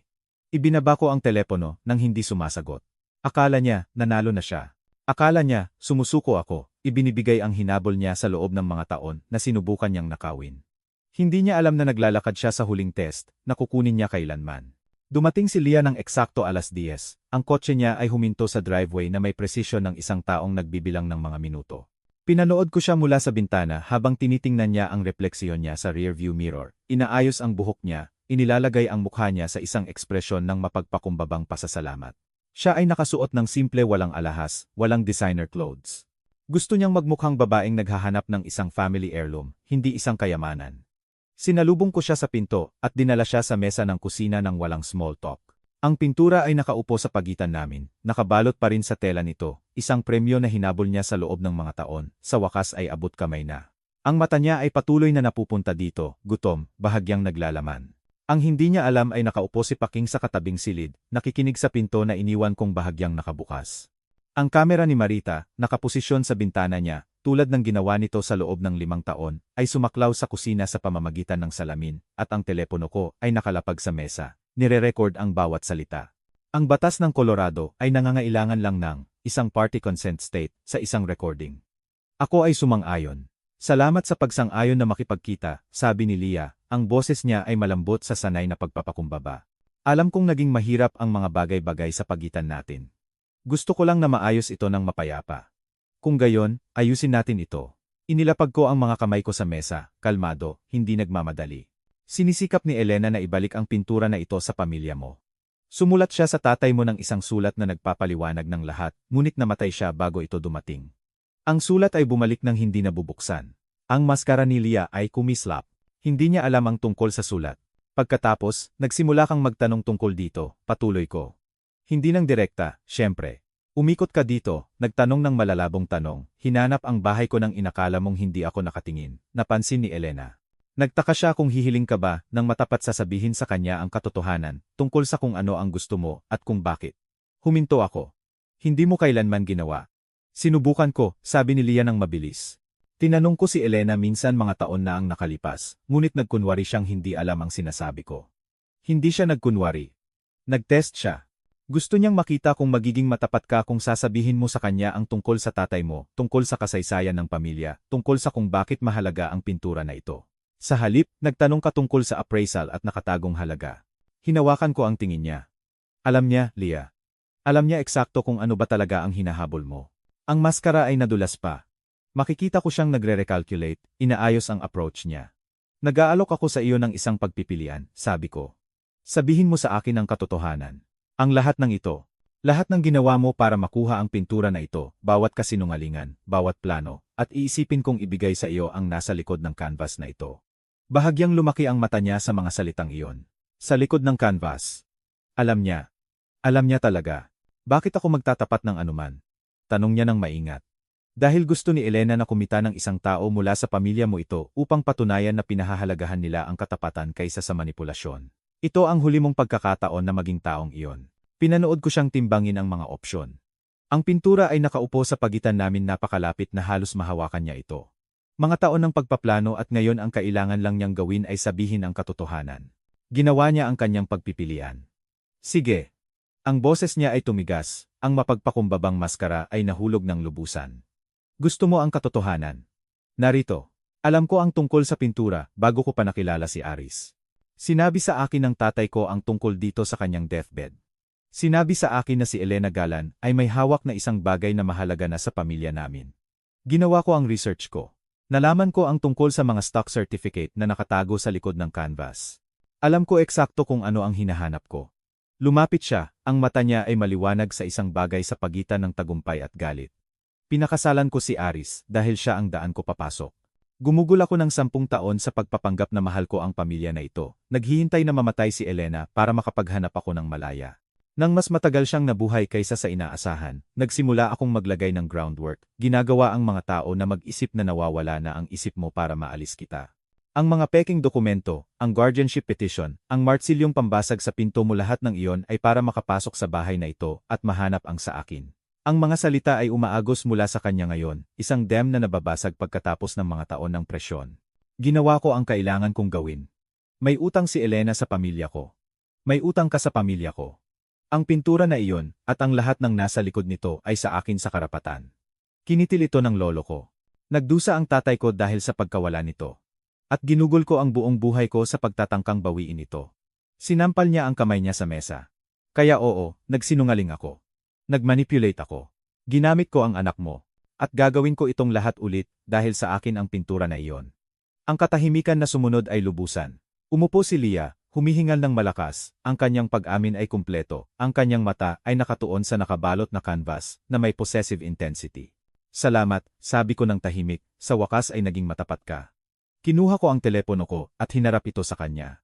Ang screen ay nagpapakita ng isang recording app. Ang timer ay tumatakbo pa rin, ang bawat salita ay nakuha, nawala ang kulay sa mukha niya. Ang Colorado ay isang one-party consent state, sabi ko. Ako ay sumang-ayon. Bago siya makasagot, bumukas ang pinto ng kusina. Nakatayo si Aris sa pintuan, puti ang mukha niya tulad ng chalk. Siguro, dumating siya sa panahon ng kanyang pag-amin. Siguro, nakatayo siya sa hallway na nakikinig sa kanyang asawa, na inilalarawan ang kanilang buong kasal, bilang isang estratehikong operasyon. Dumating ako dahil may alalahanin ako na solo ka sa kanya, sabi niya sa akin, walang laman ang boses niya.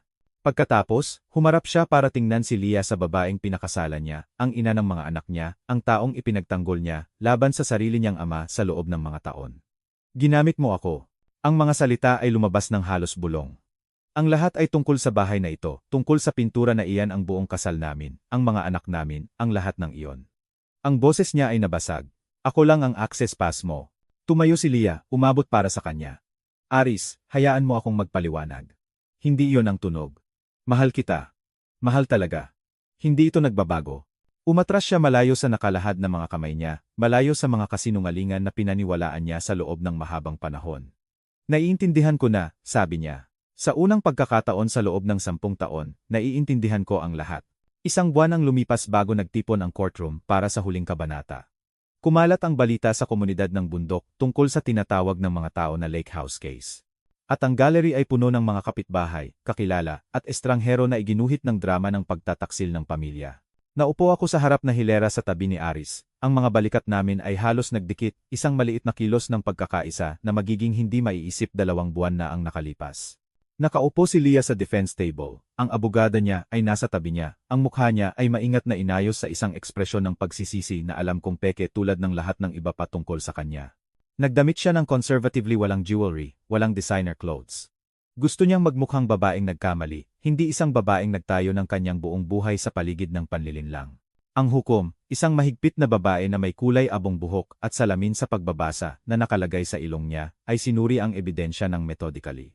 Ang recorded confession, ang 5 taon ng dokumentasyon ni Marita, mga litrato ni Leah na pumapasok sa bahay ko nang walang pahintulot, ang mga pekeng emergency welfare document, ang mga maling pahayag na ginawa niya sa law enforcement. Ang mapanlinlang na guardianship petition, bawat piraso ay inilatag tulad ng mga brick sa isang pader ng hindi maikakailang katotohanan. Ang abogada ni Leah ay nakipagnegosasyon ng isang plea agreement upang maiwasan ang trial. Masyadong labis ang ebidensya para hamunin ang recording ay masyadong nakakakonsensya para ipaliwanag. Ngunit kahit sa play, ang mga kahihinatnan ay malubha. Mrs. Galan, sabi ng hukom, tumitingin kay Leah sa ibabaw ng salamin niya, umamin ka ng pagkakasala sa mga singil ng pandaraya, pagpepeke, pag-file ng maling legal na dokumento, at paggawa ng maling pahayag sa law enforcement. Naiintindihan mo ba ang mga term ng iyong sentensiya? Opo, ang inyong honor, maliit, kontrolado ang boses ni Leah. Magsisilbi ka ng 2 taon ng probation kung saan ang anumang paglabag ay magreresulta sa agarang pagkakulong. Dadalo ka sa mandatory counseling sa loob ng minimum na 1 taon. Magbabayad ka ng financial restitution na sumasaklaw sa lahat ng legal na gastos na natamo ni Mr. Wally Galan bilang resulta ng iyong mga aksyon.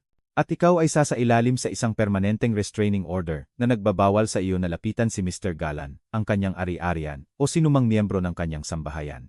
Tumango si Leah, mahigpit ang panga niya. Hindi pa tapos ang hukom. Lumapit siya, tumigas ang boses niya. Gusto kong maging malinaw tungkol sa isang bagay, Mrs. Galan. Ang iyong obsession sa isang family heirloom, gayunpaman, emosyonal na makabuluhan ito sa iyo, ay hindi excuse sa kriminal na pag-uugali.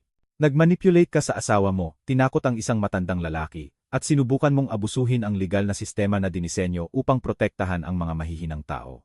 Ang pintura at ang mga nilalaman nito ay hahawakan ayon sa lehitimong mga term ng estate ni Elena Galan, hindi ayon sa iyong mga hinihingi. Huminto siya, hinayaan ang mga salita na manirahan. Nagkaroon ka ng bawat pagkakataon na ayusin ang usapin na ito ng matapat. Pinili mo ang panlilinlang sa halip. Ang pagpipilian na iyan ay may mga kahihinatnan. Bumagsak ang gavel, dapat ay tapos na. Ngunit tumayo si Aris. Ang inyong honor, maaari ba akong magsalita sa korte? Tumango ang hukom. Ang pagtataka ay tumawid sa mukha niya. Naglakad si Aris sa harap ng courtroom, matatag ang mga hakbang niya sa kabila ng panginginig na nakikita ko sa mga kamay niya.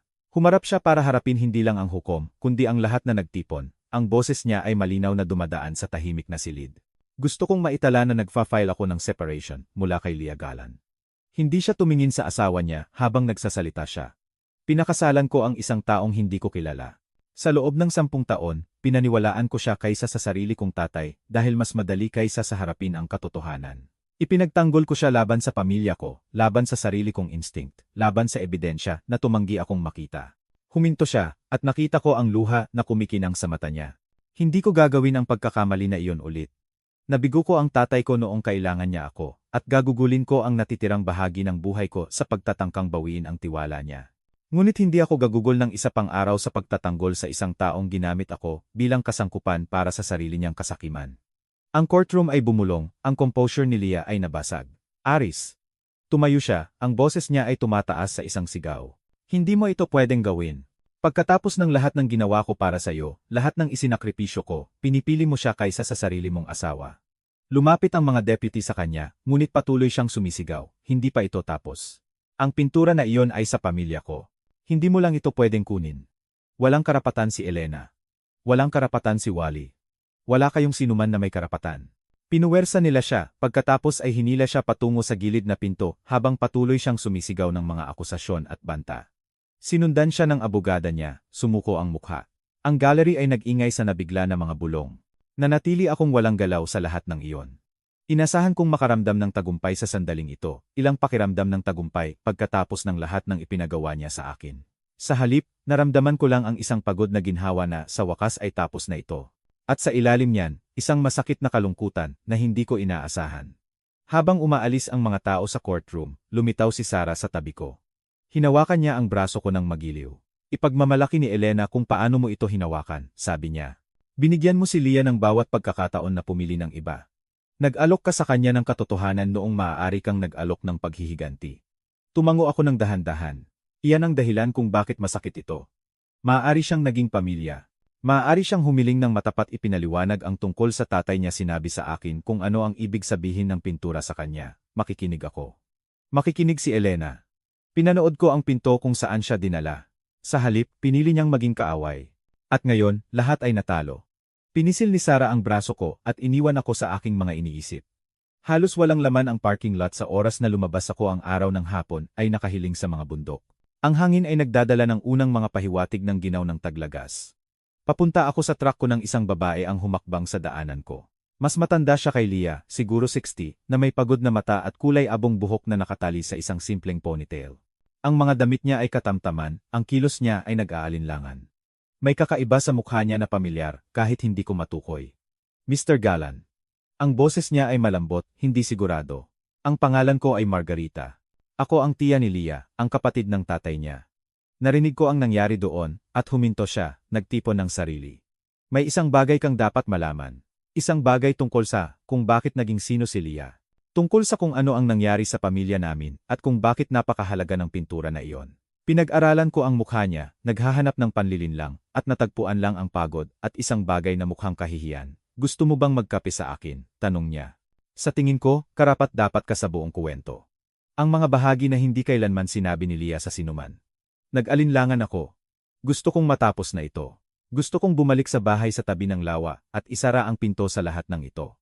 Ngunit ang boses ni Elena ay bumulong sa alaala ko, nagpapaalala sa akin na ang katotohanan ay laging sulit na habulin kahit masakit ito. Sige, sabi ko. Mag-usap tayo.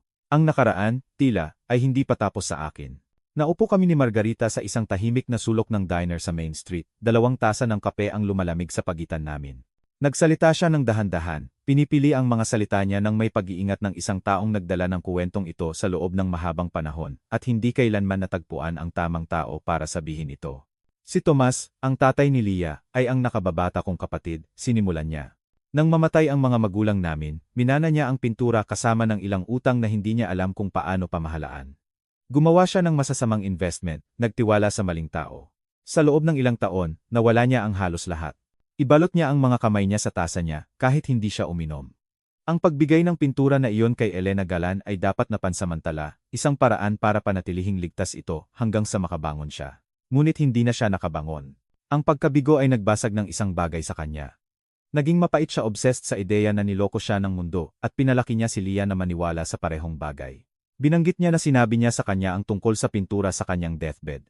Sabi ko, tumango si Margarita. Sinabi niya sa kanya na ninakaw ito, na niloko siya ni Elena, tumanggi na ibalik ito.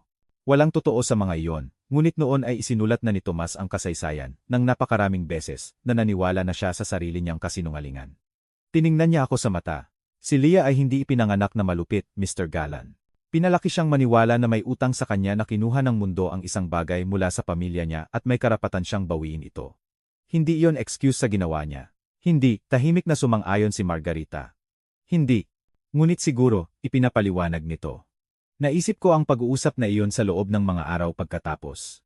Ang pag-unawa ay hindi pareho sa pagpapatawad, ngunit binabago nito ang hugis ng galit. Tinuruan si Leah na makita ang mga kaaway kung saan wala, tingnan ang kabaitan bilang kahinaan, at ang tiwala bilang kahangalan. Natutunan niya ang mga aral na iyon ng masyadong mahusay, at sinira siya ng mga iyon. Dumating si Aris sa bahay sa tabi ng lawa ng Sabado ng umaga, ang truck niya ay puno ng kahoy at kasangkapan. Ang doorframe na sinubukan ni Leah na basagin ay nagtataglay pa rin ng mga peklat ng martsilyong pambasag na basag na kahoy at nabasag na pintura na hindi ko kayang tingnan nang hindi naaalala ang kakilakilabot na madaling araw na iyon. Naisip ko na maaari nating ayusin ito ng magkasama, sabi ni Aris, nakatayo sa beranda na may mga kamay sa bulsa niya, kung gusto mo ng tulong. Gusto ko ito ng higit pa sa kaya kong sabihin. Nagtrabaho kami ng magkatabi sa umaga, nagsusukat at nagpuputol, nagkakasya ng bagong kahoy sa lumang frame. Ang rhythm ng paggawa ay nagbukas ng isang bagay sa pagitan namin, gumawa ng espasyo para sa mga salita na naghihintay na masabi sa loob ng mga taon. Naaalala mo ba noong tinuruan mo akong magbato? Tanong niya, dahan-dahang ikinikot ang linya niya. Siguro, 6 o 7 ako.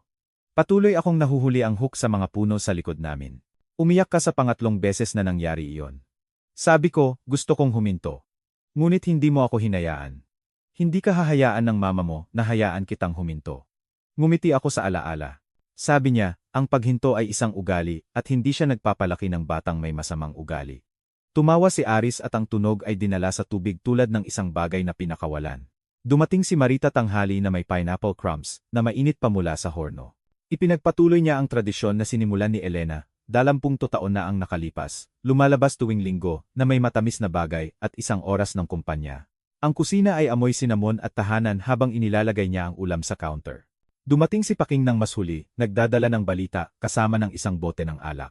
Nagbantay siya kay Leah sa pamamagitan ng mga lumang contact, hindi dahil sa masamang hangarin, kundi dahil sa parehong protective instinct na gumabay sa kanya sa mga dekada ng investigative work. Lumipat siya sa Arizona, sabi niya, habang nakaupo kami sa beranda. Nagsimula ulit sa isang lugar na walang sinuman ang nakakaalam ng kuwento niya. Tumango ako ng dahan-dahan, naghahanap ng galit sa sarili ko, at walang nakita. Ang ilang tao ay naghahanap lang ng isang bagay na nawala sa kanila, matagal na ang nakalipas. Naghahanap siya sa maling lugar. Pinatawad mo na siya. Pinalaya ko na siya. Hindi iyan ang parehong bagay, ngunit sapat na iyan. Nang hapong iyon, ginawa ko ang desisyon ko tungkol sa pintura. Tinulungan ako ni Sarah na magkaroon ng mga stock certificate na maayos na suriin at i-liquidate. Nagkakahalaga ang mga ito ng kaunti sa 60,000, mas marami kaysa sa inasahan ng sinuman. Ang kalahati ay idinonate ko sa isang elder abuse prevention charity, nagtatag ng isang fund sa pangalan ni Elena na tutulong sa ibang pamilya na humaharap sa kung ano ang hinarap namin. Ang kabilang kalahati ay inilagay ko sa isang trust para sa mga anak ni Leah. Mga anak ni Aris maa-access kapag umabot sila ng 20 taong gulang na si Aris ang trustee. Wala silang kasalanan sa lahat ng ito, at karapat-dapat sila ng isang bagay, mula sa obsesyon ng kanilang ina, bukod sa kahihiyan. Ang pintura mismo ay ibinigay ko kay Margarita. Nagmaneho ako sa maliit niyang apartment at inilagay ito sa kamay niya, pinapanood ang luha na umaagos sa mukha niya habang hinahawakan niya ang canvas na pininturahan ng lola niya mga henerasyon na ang nakalipas. Dapat na sa pamilya mo ito, sabi ko. Sa isang taong naaalala ang tunay na halaga nito ang mga alaala, hindi ang pera, hindi siya makapagsalita.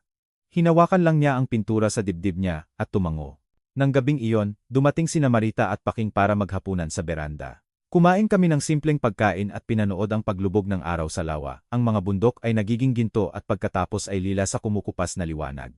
Ang pag-uusap ay gumala ng madali, lumang mga kaibigan at bagong mga bond, ang komportableng katahimikan ng mga tao na dumaan sa isang bagay ng magkasama at lumabas sa kabilang panig. Sa pagtingin sa kanila sa hindi malamang pamilya na ito, na tinipon ko sa paligid ko naramdaman ko ang isang bagay na hindi ko naramdaman mula nang mamatay si Elena. Hindi ako nag-iisa. Ang bahay ay hindi walang laman. Ang hinaharap ay hindi isang void na kailangang tiisin, kundi isang espasyo na dapat punan ng mga taong mahalaga. Pag-alis nila, bumalik ako sa study room ni Elena. May bumabagabag sa akin, isang pakiramdam na hindi ko pa natagpuan ang lahat ng itinago niya. Binuksan ko ang maliit na safe sa likod ng wall panel at tumingin ng mas maingat ngayon. Doon sa likod na sulok, natagpuan ko ang isang maliit na velvet box na hindi ko pala napansin noon. Ito ay luma, ang tela ay luma at malambot sa edad. Binuhat ko ito nang may nanginginig na mga kamay at binuksan ang takip. Sa loob, polished at kumikinang na parabang nilinis ang mga ito kahapon. Nakahiga ang dalawang gintong singsing ang mga wedding band namin, kay Elena at akin. Akala ko, nawala ang mga ito mga taon na ang nakalipas, nawala sa ilang paglipat o paglilinis, ngunit iningatan niya ang mga ito, itinago ang mga ito dito, kasama ng lahat ng iba pa na gusto niyang protektahan. Sa ilalim ng mga singsing ay isang maliit na tala sa sulat kamay niya. Maingat kung binuksan ito, ang papel ay marupok sa edad. Para sa susunod na kasal ni Aris, ang tama sa pagkakataong ito. Tumawa ako. Pagkatapos ang tunog ay nabasag sa isang bagay sa pagitan ng kagalakan at kalungkutan. Umaagos ang luha sa mukha ko, ngunit nakangiti ako.